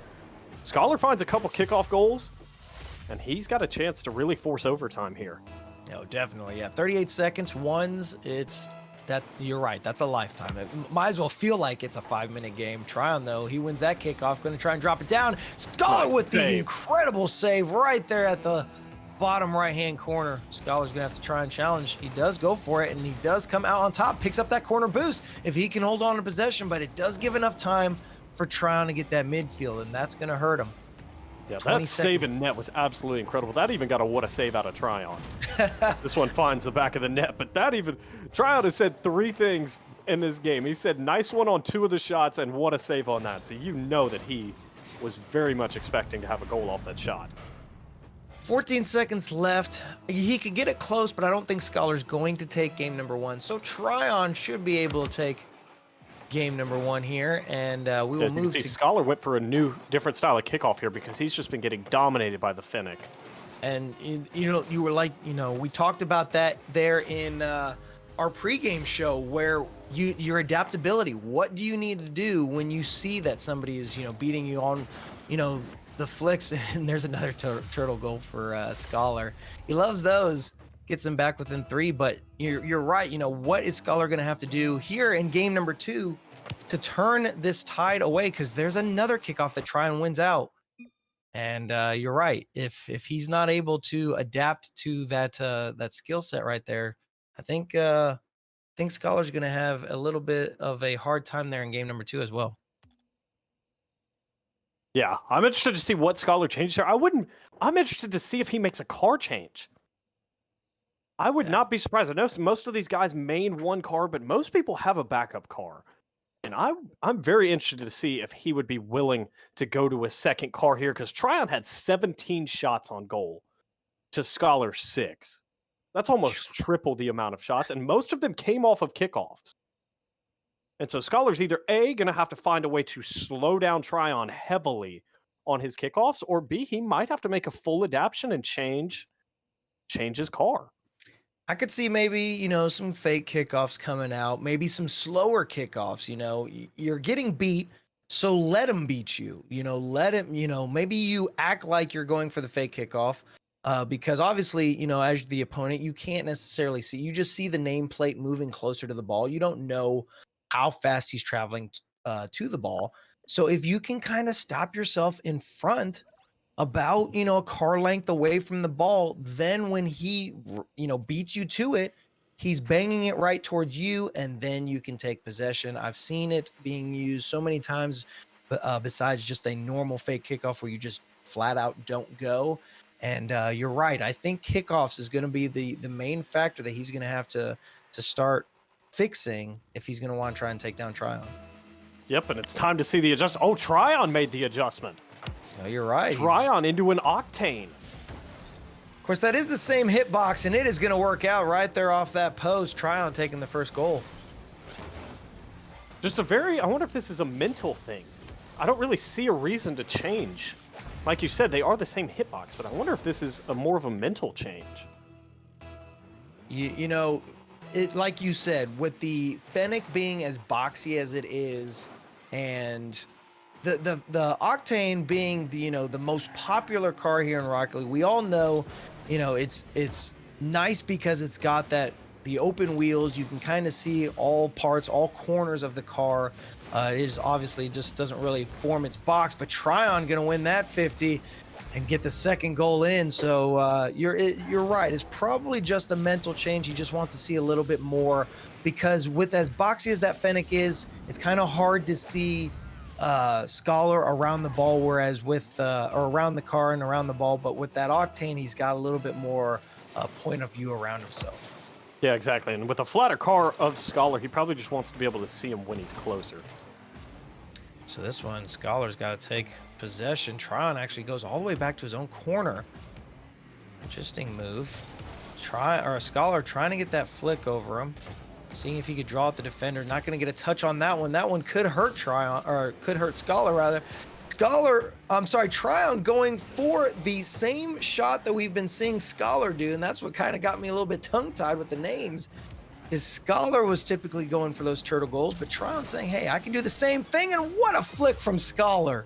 This is a fantastic flick from Scholar inside the kickoff circle here. Tryon faked like he was coming forward. Wow, this is actually beyond the kickoff circle. On the other side of midfield, still put it in the back at 62 miles an hour. A crazy amount of power. The flat cars are insane for sure. Tryon trying to put this on target. Didn't have the power, didn't have the boost off of kickoff. Scholar is there. I'm sure Scholar's sitting with next to nothing as he is. And that one is going to go in. I didn't think that was going to be enough in front of the net. Yeah, Tryon probably didn't get the touch that he wanted here. He had 100 boost, came back down off the wall. But either way is going to slip it past Scholar. Tryon up 3-1 in game number 2. He's already won game 1. Only needs to win game 2 for this series to be done. But Scholar won the kickoff. Has enough boost to get a flick, and there's the flat car flick again. Make it 3-2. 3-2. This game is a lot closer than game number 1, but we have got a lot of time. I cannot believe we still have 3 minutes and 40 seconds left in this game, and we are only a 1-goal difference between these two players. Rolling up the wall, Tron's going to take that midfield boost. He's got control, doesn't go for a ceiling shot, doesn't go for any type of wall shot, goes for the dribble, and Scholar takes it away, takes that corner boost as well. Tron's going to have to race back. Scholar needs to get this over him, tries to go for it, and Tryon reads it perfectly. Yeah, Tryon says, fool me once, shame on me, fool me twice. Not going to happen. He shut the door on that one quickly. I wouldn't be surprised if he looks for... Okay. Not quite sure what he was going for there. Thought it might be a breezy attempt, but net is open. Scholar, no way. Oh my goodness. If he could have gotten that, I see Scholar to the left trying to race back, and that's going to be a tough... And it does go in. I thought that actually went out. Crossbar out, but it... kind of goes crossbar down, but you see Scholar racing back, and that's a perfect situation for Tryon. All he's got to do is make sure the shot is on target. Scholar, whether, you know, the odds of him making any type of save coming in that fast are going to be slim to none. And Tryon, even though it was a little bit high, it does go in and comes out on top with that goal. Down 2 goals. Scholar sold out on his shot, and unfortunately didn't make it. Tryon wins the 50 on the wall here, and just launches off and taps in the back of net. That was a bold move from Scholar. Yeah, To go for ball there rather than back corner. He's made 2 bold moves here that unfortunately have cost him 2 goals, but if he had won both of them, we'd be looking at a very different score. You're right. You know, going, not making sure he had boost. That was an awkward challenge, really. But 3 goals down, half a game left. Tryon doesn't come out with control on that one. He gets the time to get the boost. That is definitely one thing that's good about ones. There's boost all over the pitch. Tryon's got control of it now. Is he going to go all the way to that midfield boost? Scholar is going to go ahead and pick up that one. Tryon trying to put that one on target. Scholar, if he can recover, he's got the wide open net, and that one should be an easy one for Scholar. Yep, Scholar going to put it in the back of the net, make it 5-3. We've just crossed over the halfway point in this Game 2 contest. Again, for those of you just joining us, I did see we had a little raid in chat. For those of you just joining us, Tryon is up 1 game to 0, holding a 2-goal win. I cannot speak right now. 2-goal lead here in Game 2. Oh, believe me, I know that. I know that situation all too well. Scholar gets another one. You know what? As you were getting tongue-tied, he could have scored, and you would have been like, well, don't worry about it, because now we're only a 1-goal difference. Exactly, and I need what I said to actually be false, considering I picked Scholar to win this series. Yes. Tryon does have a 1-goal lead. He's got a 1-game lead as well. 2 minutes left. Scholar coming out with another kickoff. We said Scholar needed to change his kickoffs. That one's a good one for Tryon, though. He's got little boost, but just enough to put that one in. But I was just getting ready to say, Scholar, he has been better on the kickoffs. Tryon just getting a good challenge on that one really set him up. Yeah, this is a great 50 by Tryon at mid, and then really just a formality for him to tap that in. And Tryon, he's dominating the kickoffs. Yes, he's going back to that kickoff mentality. It's in the corner right now. Scholar, though, has got no boost. So let's see if they can drag Scholar out. You know, I would have liked to seen Scholar go for some bumping or a demo play there. Try to keep Tryon away from this ball because he's got the dribble now. Is this going to be enough? Oh, what a fake. Yeah, Tryon got a great look at this. Did he? I don't know if it's a fake or if he didn't get the flip reset and Scholar thought he did. I was going to say, that's what I was like, waiting to see. He got a couple wheels on it, so I don't think it was an intended fake. I feel like his back would have been his back right wheel, maybe not have touched it with the angle. I mean, that was tough. He probably did get it, and we just didn't hear the motor rev or the jump. But other than that, Scholar going to try to come. Oh, and he doesn't get that touch. That's an easy one for Tryon. And we've got a 4-goal deficit yet again for Scholar. Yeah, this is really tough because Scholar did all that good work to get it back to 1, and then a couple mistakes here have sent it back to a 4-goal lead, and time is not his friend at the moment. Yeah, minute 23, 4 goals down. It's possible. I've personally seen 5 goals in a minute's time. It was a 3v3 matchup, but it is definitely possible to get some crazy goals. And Scholar is actually going to slam that in on Tryon's face and get him back within 3. Yeah, this is a fantastic dunk. Tryon was thinking squishy, tried to recover, and then just got absolutely dunked on. That flip. That's a momentum builder. Indeed. That's a momentum builder. That's a message to Tryon right there that he is not done and he's not going away. That's what you want if you are a Scholar fan. He's going to pick up that midfield, and that one could be on target. No, he's not going to be able to recover in time, but that was a good attempt. You know, he's really putting on the challenge. Tryon's got no boost, and he's still not going to have any boost. Scholar is really getting the starvation to set in. Yeah, Tryon right now just trying to buy time, avoid giving up a goal, and he's actually going to go get one of his own. Unbelievable. To be without boost for that long, get only a wave dash and a pad, and was able to put 51 miles per hour behind that ball and get another goal for himself. Yeah, that's a heartbreaker for Scholar. You got it back to 3. You were doing everything right with the boost starve and the pressure. Tryon just able to make something out of nothing. Scholar seeing what he can do with that one. Tryon. Ooh, good shot attempt, but Scholar even better defensive play. Now we got Scholar with control of the ball. Tries to gets the nice demo. Is he demo. just gonna be able to stop it? He does. That's the first demo of the game, I believe. I think so, and that's kind of what I've been, alluding to. I want to see some more bumping plays, some more demo plays to kind of take these players out of contention. I get it. It's ones. It's hard to get those opportunities just because if you're going for the player, obviously the ball is left with no possession. But I've seen some great plays where you get an air dribble and instead of going for the shot, you boost away from the ball to go for the player. That's what I'm wanting to see. Some real aggressiveness come out from these, from these series that we have for tonight. Tryon's got control. Not able to hold on to control, but gets the Goomba stomp on Scholar, I believe. That one's gonna bounce off the curve, and sadly enough, 3 goals down. It's not gonna matter as Tryon is gonna take the series. Yeah, that was a fantastic series between Scholar and Tryon. Unfortunately, I am now 1-1. You moved to 1-1 on the night. Chat, if you picked Tryon, I believe there's a giveaway wheel that's about to be spun here by Boss Stone.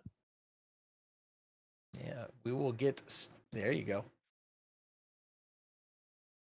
Sorry about that. Yep, that is correct. So it is giveaway time here. That was a pretty good match. I did not. This is the only match that I literally had absolutely no clue what to expect. I kind of had a feeling the first match was going to go Spiral's way. I'm going to keep my comments to myself on that third match there. I'm hoping to be surprised. But I do have my expectations for what's going to happen there.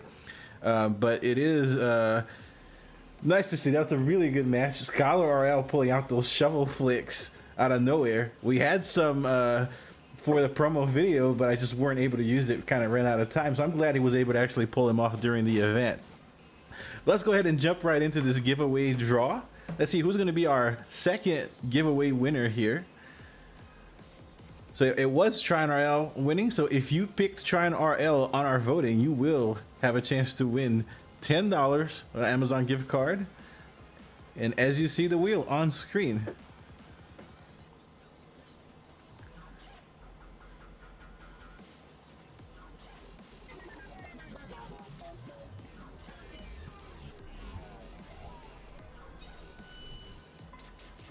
it is the Melon Patch who wins the $10 giveaway. So congratulations to the Melon Patch. You should get a whisper soon with more information on how to claim your prize. And congratulations one more time. And this is going to be the more anticipated event here. It is our headlining match, the main event, Drewski RL versus Barney. So before we get the match underway, let's go ahead and get the voting system up for you guys. So if you are here expecting a win for Drewski RL, your letter will be A. A for Drewski RL. If you think that Barney will take the main event series, then type B in chat. Once you see this, hear this sound, and you see the bars on the top of the screen, you will be eligible to make your vote in chat. So here we go. Okay, and while the chat is deciding on who they think is going to win, of course, us as the commentators, we have been making our own predictions, like Volts alluded to a little bit ago. We are both 1-1. He picked correct for the first series, but I, picking Tryon, picked correct for the second series. So now, Volts, who do you think is going to win our main event for the URLC Legacy Premier event? I'm sticking with my gut. I'm not going to overthink it here.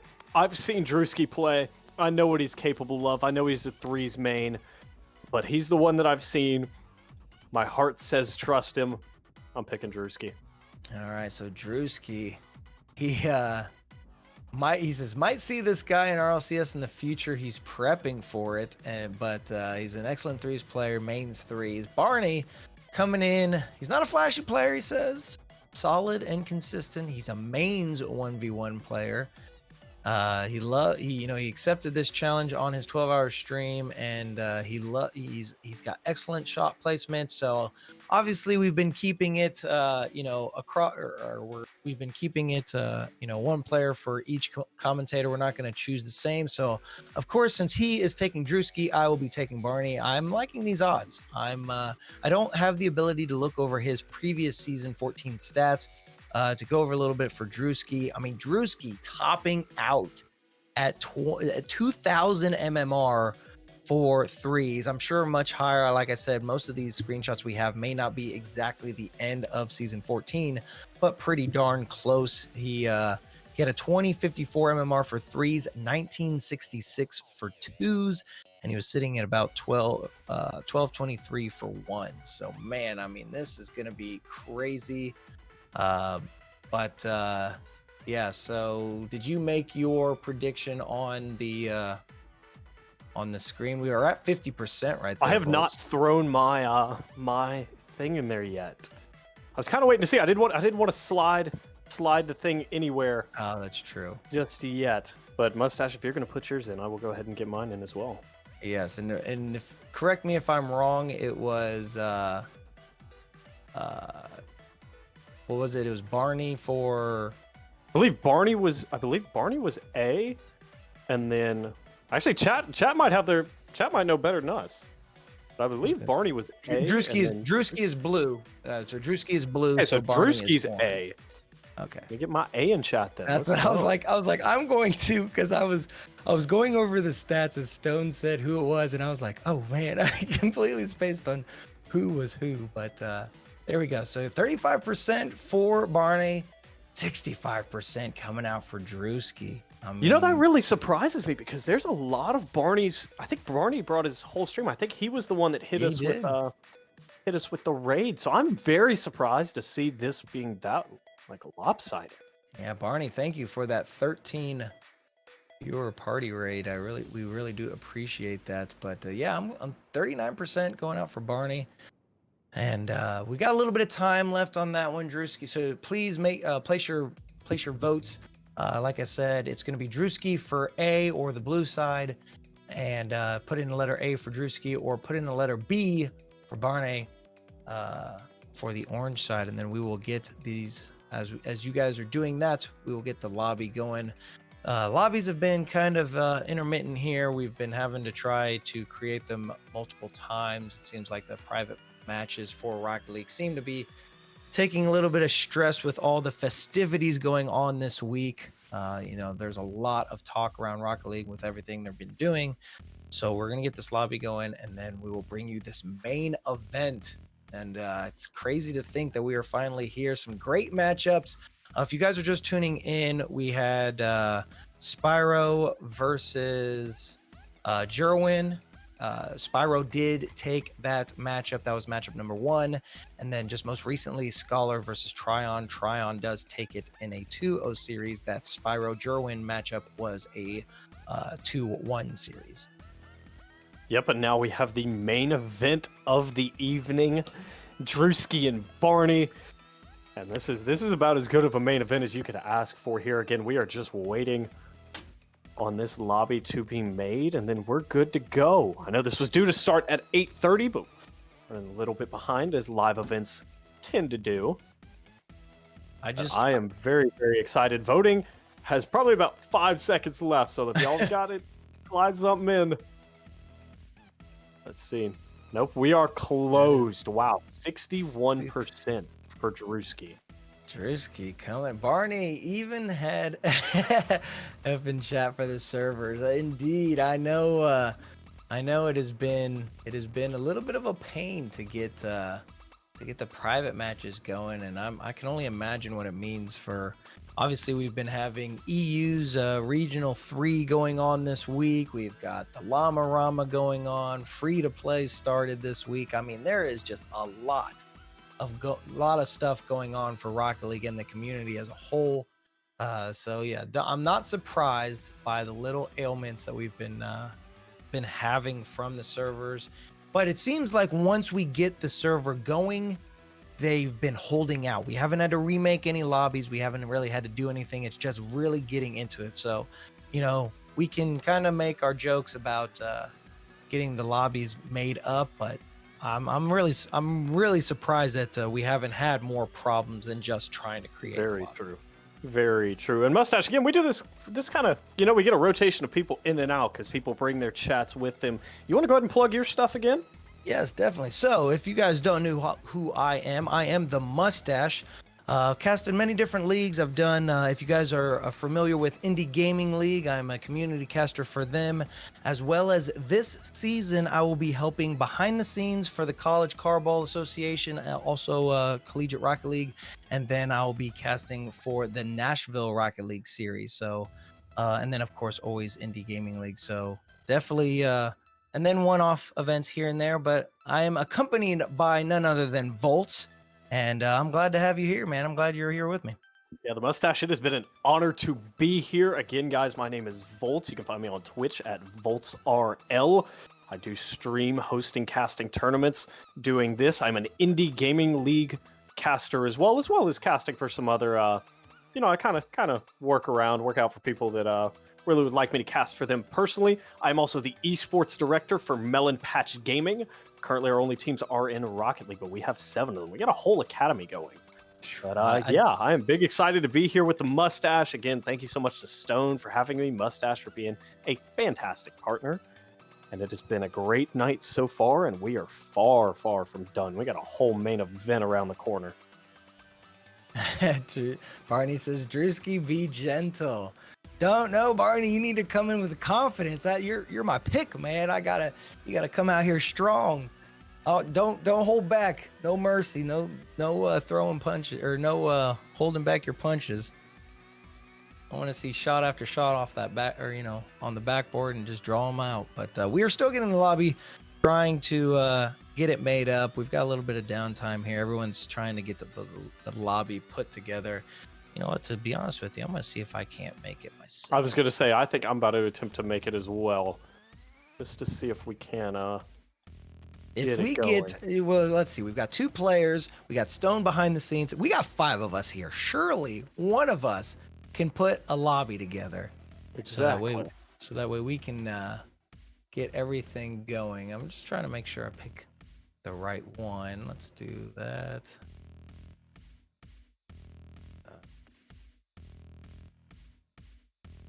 It's been ever since the new update, this is actually the first private match lobby I have tried to create. Ooh, looks like Stone might actually have something. Let's see what he says here as we are getting some word behind the scenes. But I'm liking what chat. I'd be curious on what you guys think of the new update so far. Obviously we all have our little bit of gripes here and there, but I will say, from an overall perspective, I do like everything that has come out. The new tournament system is much, much better. Doing these daily, seasonal tournaments has been fun. I see, I believe it was Jerwin who actually came in with a season 1 tournament winner. So getting titles like that, I think, is such a cool addition to the tournament system. I've actually, I did one earlier today. I got 2nd place. Oh, nice, dude. Yeah, I did a tournament the night that they tested them and got top 4. Ironically, in the second chance bracket, they do a tournament on the hour, and then if you lose out in the first round, you can do what they call a second chance. And I was able to make top 4 in that one, and then just recently today I was able to get a top 6. So top 6, top 2 rather. Got knocked out in the finals. So the tournaments are good. The user interface right here, as we all look at Rocket League, that can take a little bit, and obviously they've been listening to us. But Mustache, I am in. Okay, I'm trying to see if I can't get in here. So I am in. We are just okay. So it is. Oh, it's underscore. Yep, we are. We got Barney. Barney is in. We await Drewski and Mustache, and then we are ready to rock and roll. There we go. All right, I did get it. You're right. Stone corrected us. Thank you so much, Stone. Doing everything. Major props to Stone here in the back, in the behind the scenes, doing everything, and to the mods in chat, getting your giveaways and stuff put together. I know these lobbies have been interesting to try to get set up, and so everybody, thank you so much for your patience. A little bit of technical difficulties, but we will get everything going here shortly. So big props to Stone putting this together, and man, I'm excited for this main event. I am too, and I think everyone is in. We await the word from the big boss man that he is ready, and then it's time to get to it. So a best of 3 series getting ready to come at you, ladies and gents. Drewski versus Barney.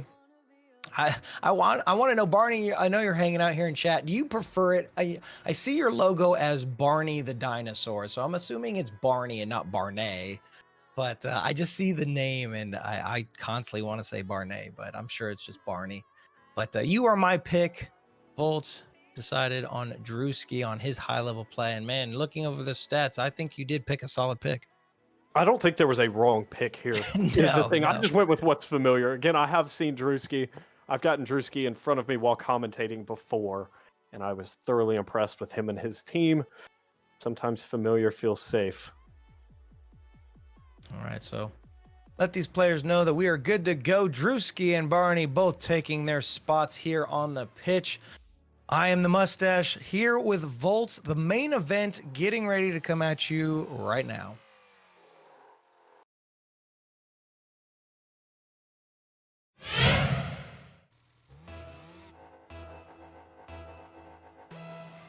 All right, here we go. First kickoff. We've got a Dominus and an Octane. Kind of been the key tonight. Drewski's already up and in. What a save from Barney. Drewski trying to work his way back. Actually, he's going to get all tangled up with Barney. He's running away.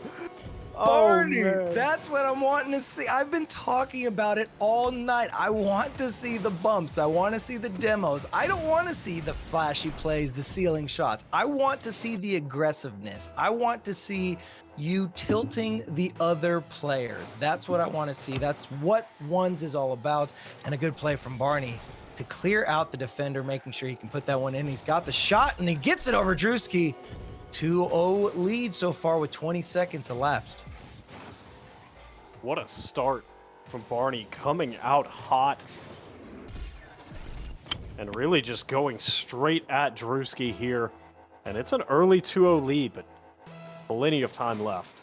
Oh yeah. Not even the first minute has passed.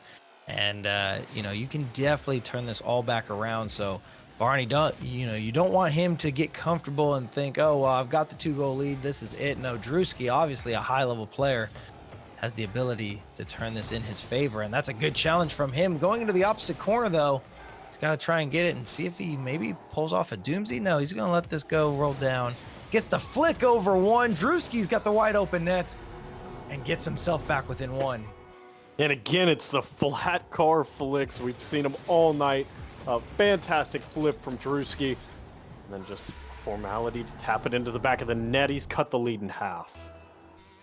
So we're still not even past that first minute yet. Drewski back within one. Good kickoff. Gonna have to take it to the sidewall though, and Barney's gonna take that near post or that near corner boost. But a save comes out. Good defensive play from him. Drewski picks up that midfield boost, leaving Barney with next to nothing. Is he gonna try and get it over? No. Picks up a few pads while he's at it, so he does have control. Drewski gets it cleared to the opposite side, and he doesn't have anything in the tank left. Barney just trying to hold on possession. Good attempt. Barney taking his time here. Oh, that was dangerous. I thought that flick was going to work out for him. I did as well. Again, Barney really had a good look with that flick. Just put it a little bit too high. Drewski dribble, the air dribble. Oh, no way. No. Oh, my goodness. He's got nothing left in the tank. Oh, Barney, what a great save. That ball just hung on the goal line and refused to budge. Drewski's got to be upset by that because that was a great play. He had the control, dropped it past Barney, but it hit crossbar down and 50% of the ball just in the net? Oh, and another great save coming out from Drewski. Yeah, that was a fantastic save on the second effort there by Barney. Oh, this one's going to be on frame. And just like that, we're all tied up. Barney knows that once that one popped up way too far away from him, and he's just going to kind of beat himself up for that one. Yeah, and that's, again, that's the mistakes that do get exposed, the little things like letting a ball get a little bit too far away from you when you needed to keep it closer, and high-level players will take advantage of it. Yeah, you know what, and you almost know immediately. You're just like, that pops, and you're just going, oh no, that's no way. There's no way I can get to that one. Barney's got no boost. He tried to go for that midfield. Drewski took it away from him, and now he's picked up the midfield, gets the challenge. He's got a doozy this one. Gonna try it, almost pulling the attempt off. Isn't able to pick that corner up, and now Drewski's got all the time and the possession. Yeah, Barney working his way back. Fantastic movement to save boost there as well. Actually ends with more boost than he started with on his trail back, which is what you have to do. Drewski gonna make the save in goal. Drewski, ground to air dribble. Got it on his car. Probably should have thought bump instead just redirects the course of his ball. And this one finds the back of the net. Drewski's got its first lead. When I saw Drewski drop below the ball, I thought he was going to go for the air bump on Barney. I really did. You even kind of alluded to it a little bit. But man, that redirect, just able to slow the speed of the ball down so it just kind of falls into the net. Perfect shot from Drewski. Gets himself a lead. First one of this particular game. We are in game number 1 if you guys are just tuning in. Barney going for the challenge. Drewski's going to take this to the sidewall. Got the pinch, but doesn't get the speed he wants. And man, this has just been shot after shot for sure. Oh.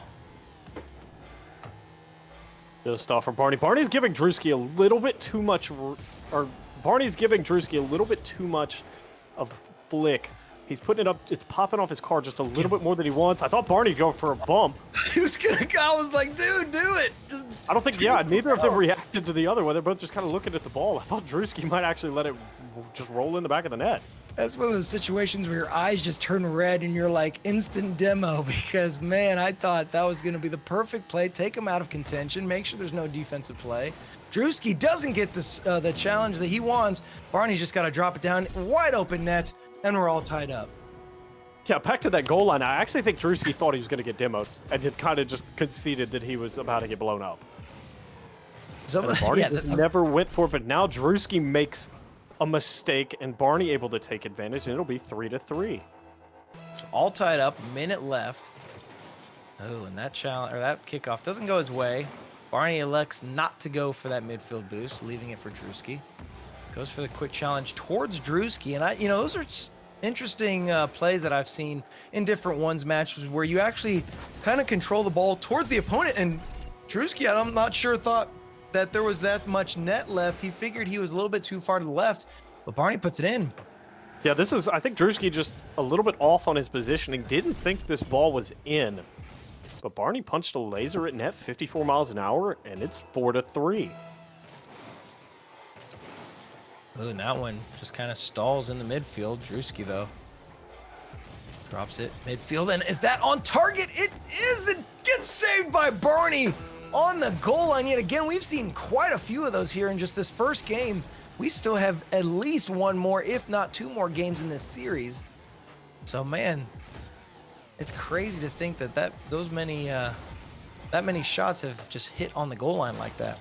Yeah, Drewski's going to have some serious beef with the post after this game, because that is twice that he has had a ball just refuse to go in and just sit on the goal line. But let's make it a little interesting. Unbelievable. I don't think Barney thought Drewski had that boost, but even then, he could have gotten the wave dash. That one was just unfortunate for Barney. He just didn't expect Drewski able to control that. Puts the shot all the way on that far side of the net. This one's going to drop unless Drewski can do something with it. No, overtime. This is our second overtime of the night. And, man, this is a thrilling matchup for sure. Yeah, and this is a big overtime here.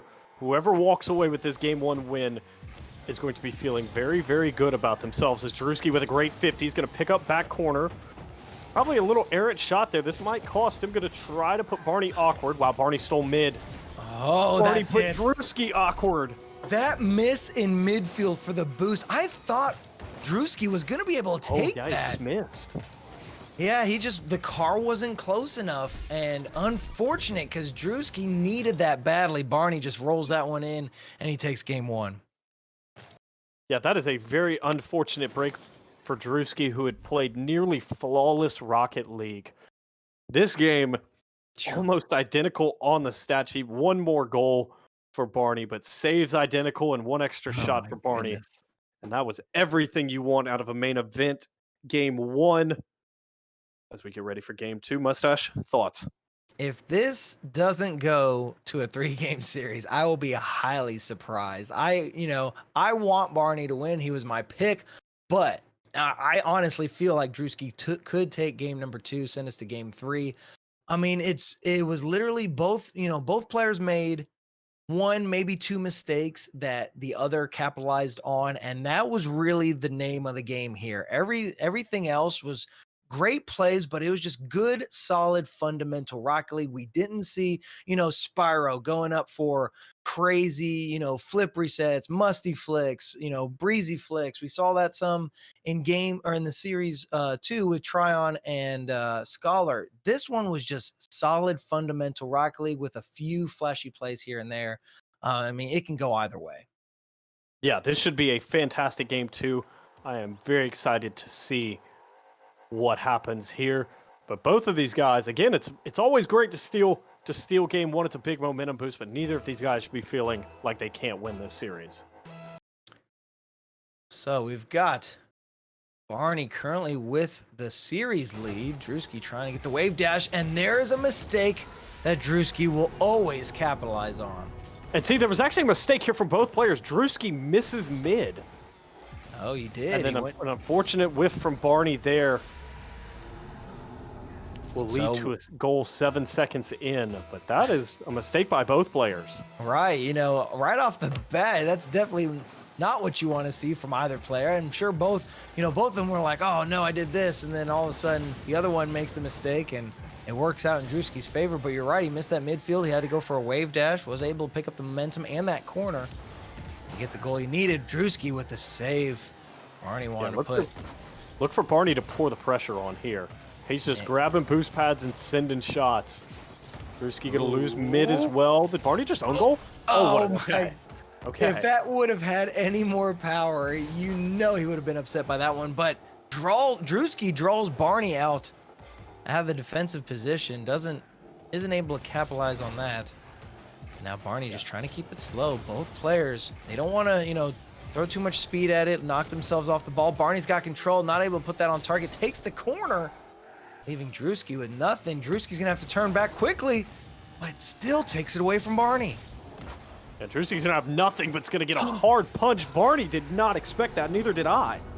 I didn't think, what was that, 54 miles an hour? I did not think right off the corner of that Dominus. And Barney, I didn't even see any boost used either. No, he was, Barney was supersonic, so he was racing as fast as he could to that ball. Couldn't get to it. Just perfect placement from Drewski. Like I said, but right off the kickoff, Barney is going to take that one. The placement on this ball is incredible. And that's where a fake kickoff does not go in your favor. He thought Barney was just going to beam that all the way to him. And Barney read it perfectly, putting that in that far left corner. Barney looking for a flick here. Okay. Tried to just get a wave dash flick to it. Couldn't quite get it. Drewski's got it on top of his car. Never let a flat car chill with the ball on top of it. And Drewski just going to flick this one into the back of the net. Faking, says Barney. You know what? Nothing is more intimidating than when you see somebody in a flat car let that ball drop on their head. A flick is imminent, and it's just you're trying to figure out how they're going to flick, when they're going to flick, how much power is going to be behind the flick. It's such a dangerous tactic, and it works out in Drewski's favor. Drewski made a bold commit there off of kickoff, picked up one boost pad and went after the ball, even though Barney had corner here. This is going to be a whiff from Drewski here to give possession back to Barney. Barney wanted to flick, say anything you can do, I can do.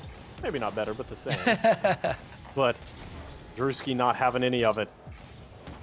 Oh, that's an awkward touch from Drewski. Barney not able to put that on target, though. Those are definitely friendly bounce, but he's not turned. Oh, Drewski was just trying to see what he can do. He didn't want to stay put in net, and a good play from him. He knew staying put would do nothing for him. Barney just trying to get a flick. He wanted more power behind that one. If it would have been any bit of more power, he would have been able to get that past Drewski. That one, the bounce not favorable for him. He's just trying to keep it in midfield, seeing if he can draw Drewski. Finally does, and Drewski actually comes out with the challenge. Yeah, he got exactly what he wanted, but I think Drewski came out a little bit faster than he was hoping. Barney has done an excellent job of maintaining ball control here, but it hasn't landed him any goals just yet.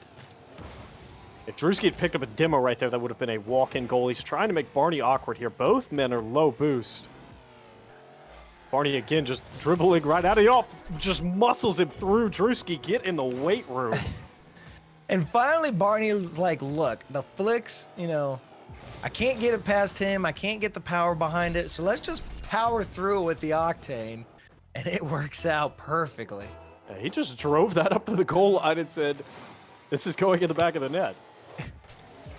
Oh, what a wow. Oh.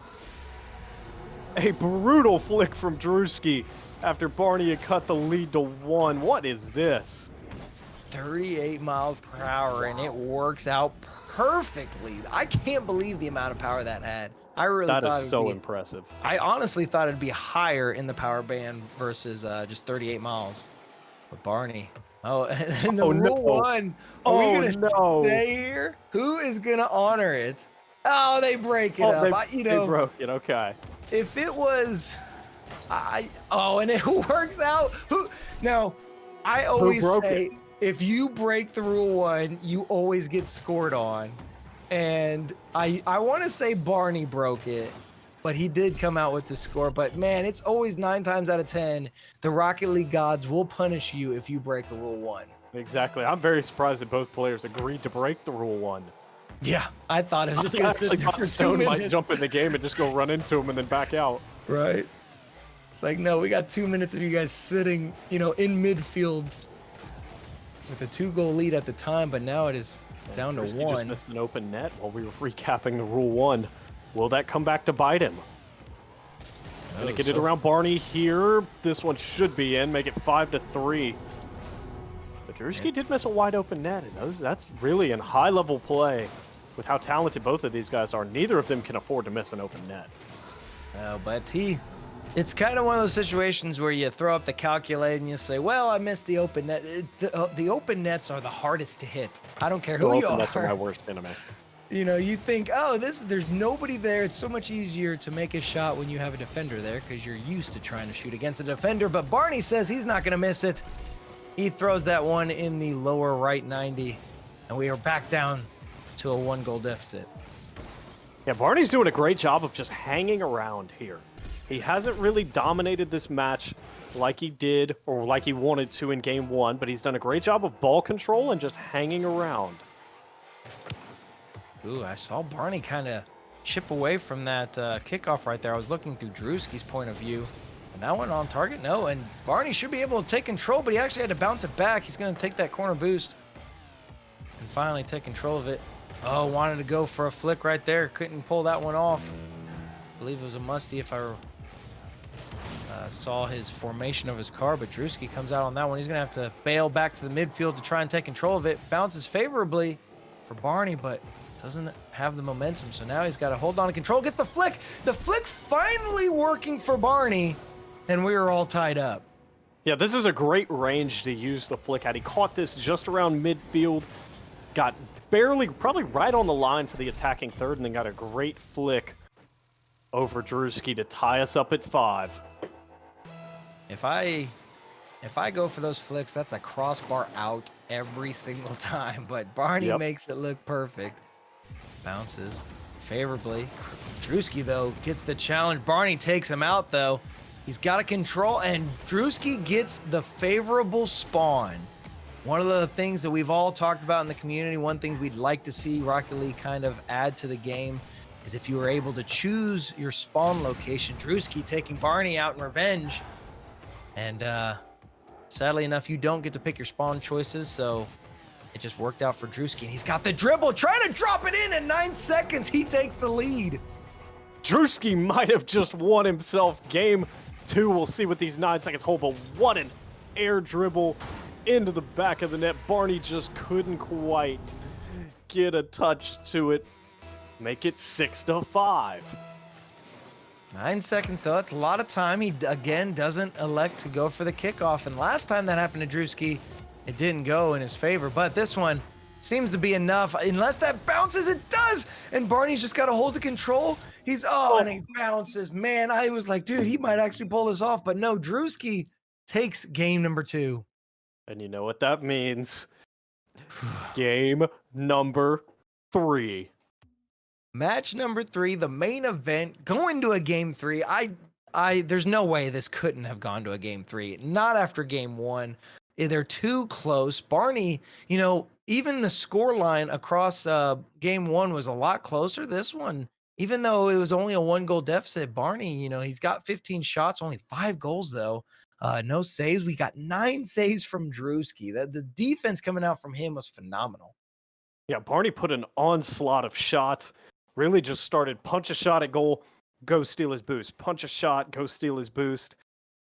Did a great job of trying to turn up the pressure, but at the end of the day, really didn't dominate the offensive attack like the scoreline shows.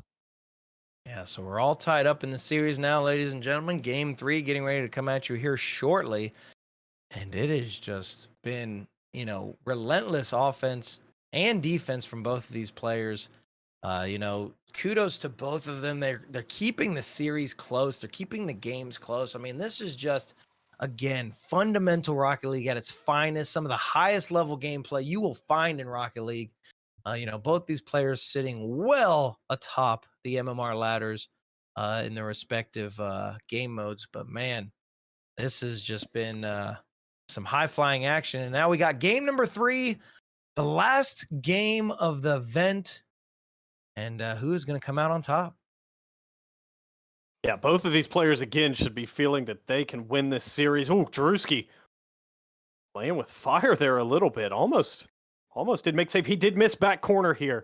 An early mistake from Drewski. Can Barney take advantage? Drewski actually able to loop back around and take back corner. Trying to relieve the pressure here.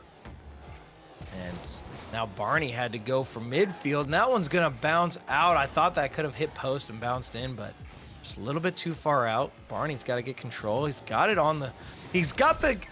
actually gets it in. Drewski with a good touch, but Barney, perfect shot. This is a fantastic look from Barney here. Oh, just barely got it high enough to where Drewski couldn't quite flick it out of net early enough. And that's another early lead for Barney. Yeah, Drewski actually had to come underneath the ball, and that was basically the deciding factor for that shot. Had he been able to get up to the same level, that shot would not have gone the way it did. Barney just trying to hold on to possession. And a challenge coming out for Drewski, but I believe Drewski's got nothing in the tank. Barney should be able to get this saved, and he takes it to the opposite corner, leaving Drewski with nothing. Now Barney, what does he do? What is he doing? He is getting flashy there. Great play. I thought it was going to work out for him. He tried to bounce it above Drewski. Oh, and that one could be dangerous for Drewski as Barney isn't able to hold on to control, but that could have gone awry real quick. Yeah, both of these guys starting to loosen up a little bit. The nerves kind of leaving, and they're starting to get into it a little bit more as Barney able to flick it around. Drewski just has to walk this one into the back of the net. Did a great job to pick up corner there, so he went from 4 boosts to 100 because Drewski didn't know what to do. A little passive on the defensive end there. But it's 2-0 here. Minute 30 gone. Drewski needs an answer. Man, this might actually in the right direction. I was like, this might actually be the answer he needs. It is. Oh yeah, it is. Okay. I thought maybe Barney had an opportunity, but no, Drewski had that from the kickoff. And that is exactly the answer he wanted. Yeah, that's a fantastic angle from Drewski right there. Be able to score that one in the back of the net. Cut the lead in half. It's 3:22 left in regulation. 2-1, a 1-goal deficit. Drewski's got control of it. Barney taking that corner. Drewski trying to get the pop. He does. Barney, he's got control with about 60 in tank, and Drewski, he's sitting with nothing left. Pops it over to the sidewall, and that one again is going to be favorable. Picks up the corner boost. Barney off target. Drewski's just got to hold on to control. Doesn't want to get this one away from him. Oh, great move. And Drewski puts that one in to get that equalizer. You just see that he gets that little just pop over him, and that is an unfortunate touch that, you know, goes in Drewski's favor, but obviously Barney, he wanted a little bit of piece of that. Yeah, Barney, again, on that commit, he's got to get at least a little bit of it. And just wasn't quite able to. So all tied up, just approaching that halfway mark. Drewski coming out with that challenge. He misses that corner boost, finally picks it up. Barney is there, does roll up. Barney sitting with about 40. He comes out on top, but he's got no boost. Goes for the corner to see what he can pick up. He's got to get the Doomsy. Tries to get that around, but Drewski coming around that side. Barney's got to get there. He's supersonic. He's not going to make it. And Drewski takes the lead. Yeah, this is a great look here from Drewski. The wave dash into it. Probably not the punch he was looking for, but at the end of the day, it is enough. Barney not able to muster up enough speed to get back. And Drewski, first lead of game 3. Barney trying to see what he can do with that one. Gets the bump on Drewski and gets the control, but Drewski dishes the punch back. And if this is a UFC-themed event, boys, these guys are throwing their punches they need to, because that is perfect retaliation. And Drewski with the crazy flick over Barney. Yeah, I saw Drewski get this one on top of his car, and I definitely saw this flick coming. Barney read it just a little bit late, didn't quite turn fast enough. And Drewski went from being down 2-0 to up 4-2. Needs to hold on for 2 minutes. Can he do it? Uh-oh, messed up his kickoff, or faked a kickoff. Oh, I and definitely that think he one. messed it up. Oh, no. Post. Barney. That is Barney gonna have beef with the post as well, but Drewski with the air dribble, flip reset. Make it 5-2. Barney needed that one. He thought that was in. It bounces post out. You hate to see it, and Drewski punishes him for it. Oh, a 3-goal lead now. Drewski was down 2-0, and now he's got a 3-goal lead. Yeah, what an incredible turn of events here. Definitely not over yet, though. Barney's got plenty of time to get back in this. Oh, Drewski did a great job to pick up corner there. He's Barney with nothing in the tank. He's got a little bit. He's got about half. Goes for the breezy, not able to get it. Not really the power that he wanted. Barney is there. And I really wish I would have been in the point of view for Drewski when Barney did get that bump on him, because that recovery for Drewski to turn around and get a bump back on Barney was just phenomenal. It just is a statement for Drewski and his level of gameplay. Barney's got Drewski did a control. great job to get around there. Drewski's really showing off the movement and control now, but made a mistake. Don't Barney, do Barney, it. what are you doing? Yeah, don't you do it, Barney. You have not. You are down 3 goals. Do not go. That is too much confidence for me. Yeah, I think he thought about it and then realized it was probably a bad idea. Like, Drewski's recoveries have been too great for you to try to get a turtle goal or any type of shovel. You know, you just got to make sure you get it in. Once it's all tied up, that's a different story. You can do what you want then, but yeah, we're in game 3 of the main event, and you're down, my man. Now it's the time to be flashy. Now's the time to do something like this. Can he get a second? And doesn't come through. But he's still got control and the boost starve. I think you want to go for that bump, and Drewski, the power that he's getting out of some of these attempts. 38 seconds left. Barney not really getting the power on the flick that he wants, and doesn't have the boost now to do much of anything. Drewski over into the midfield to the corner. Barney gets declared. 26 seconds left. He's got to get 2 goals. It's definitely possible in ones, but Drewski is not going to make it easy, and that one's not going to help him. Yeah, that's almost going to be the dagger here. It didn't even beat the goal. He's just killing time. It's been 9 seconds, and Barney now just committing to it.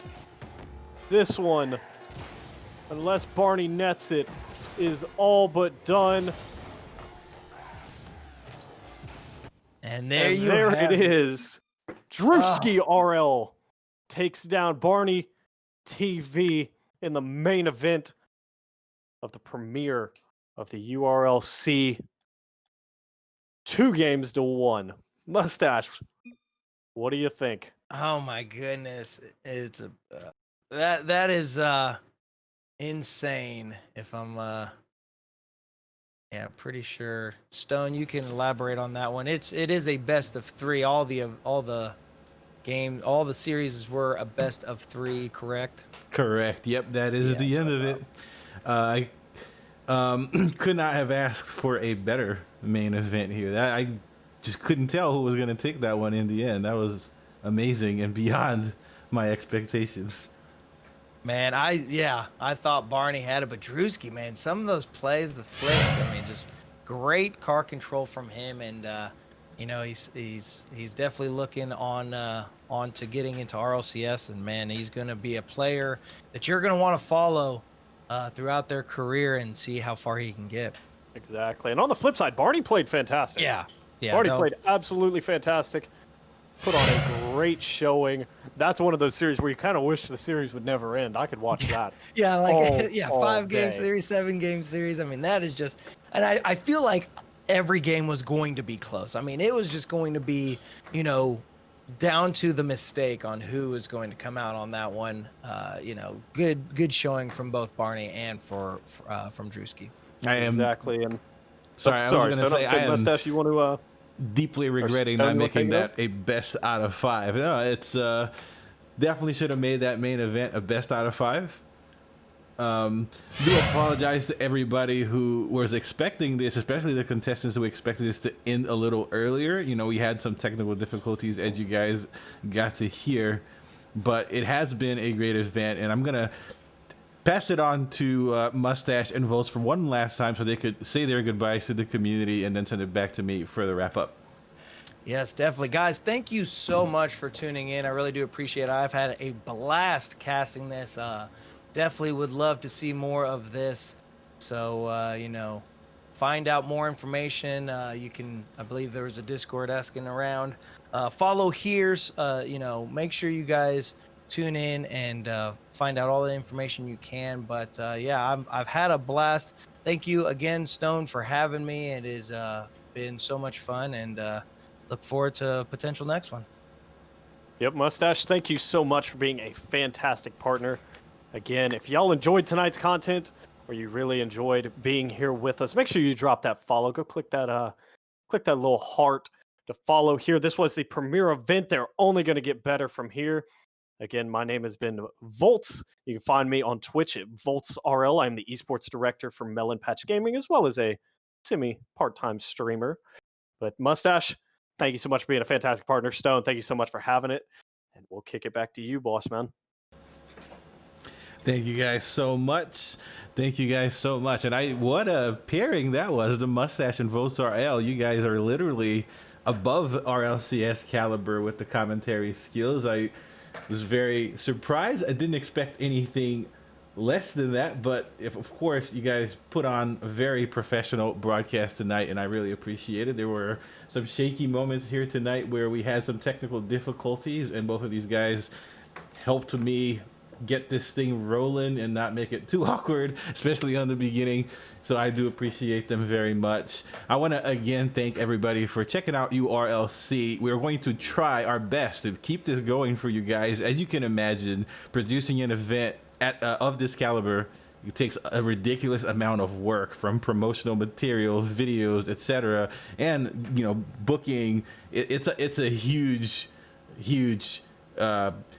task, really, to get something like this going. So we will continue trying to get this going, to have a URLC 1 official event. This is the Legacy event. This is a pilot event. We're hoping to keep this going for everybody.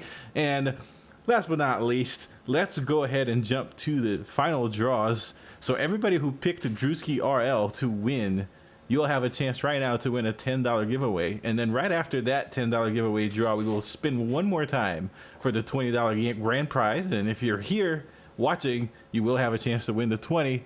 But I'm going to go ahead and spin the wheel for the Drewski RL supporters who voted for him right about now. Here we go. Let's see who is going to win the $10 prize.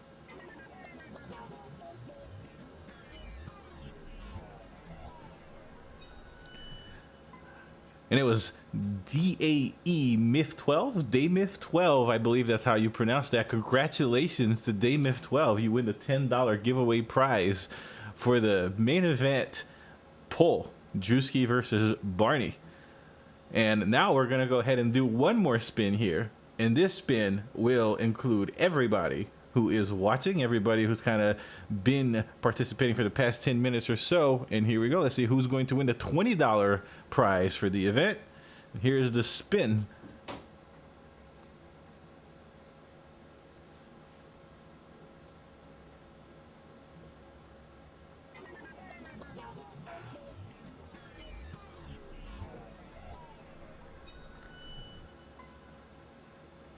Larry Snake, Liar Snake, not sure how that one's pronounced, but congratulations to you, my friend. You have won the main official final giveaway of the night. And with that, we're going to begin to wrap up this event. Again, I do want to say thank you all very much for joining us here. Thank you so much to the contestants you see on this list and the commentators.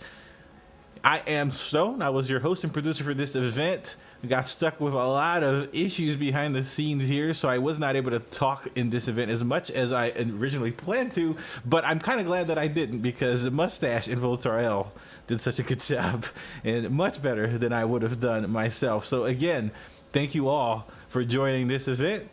And as we all know, with premiere events, there's a lot of experimental features. So everybody who subscribed and followed during this event, thank you so much. There was no shout outs, as you guys noticed, during the event. So hopefully this credits roll in the end here will work. If it doesn't, I do apologize, and I want to just go ahead and take the opportunity to thank everybody who followed us, joined the Discord, any subs we got. I was not keeping an eye on chat. We had our moderators taking care of that. So again, shout out to the moderators. I have my wife, Velvet Sky, and Scope 64, keeping an eye on chat, keeping things clean, making sure everybody got the answers that they needed. And now we will go ahead and wrap up to the credits. And again, thank you guys so much. I hope you all have a great night. A suit I'd never buy. Cufflinks.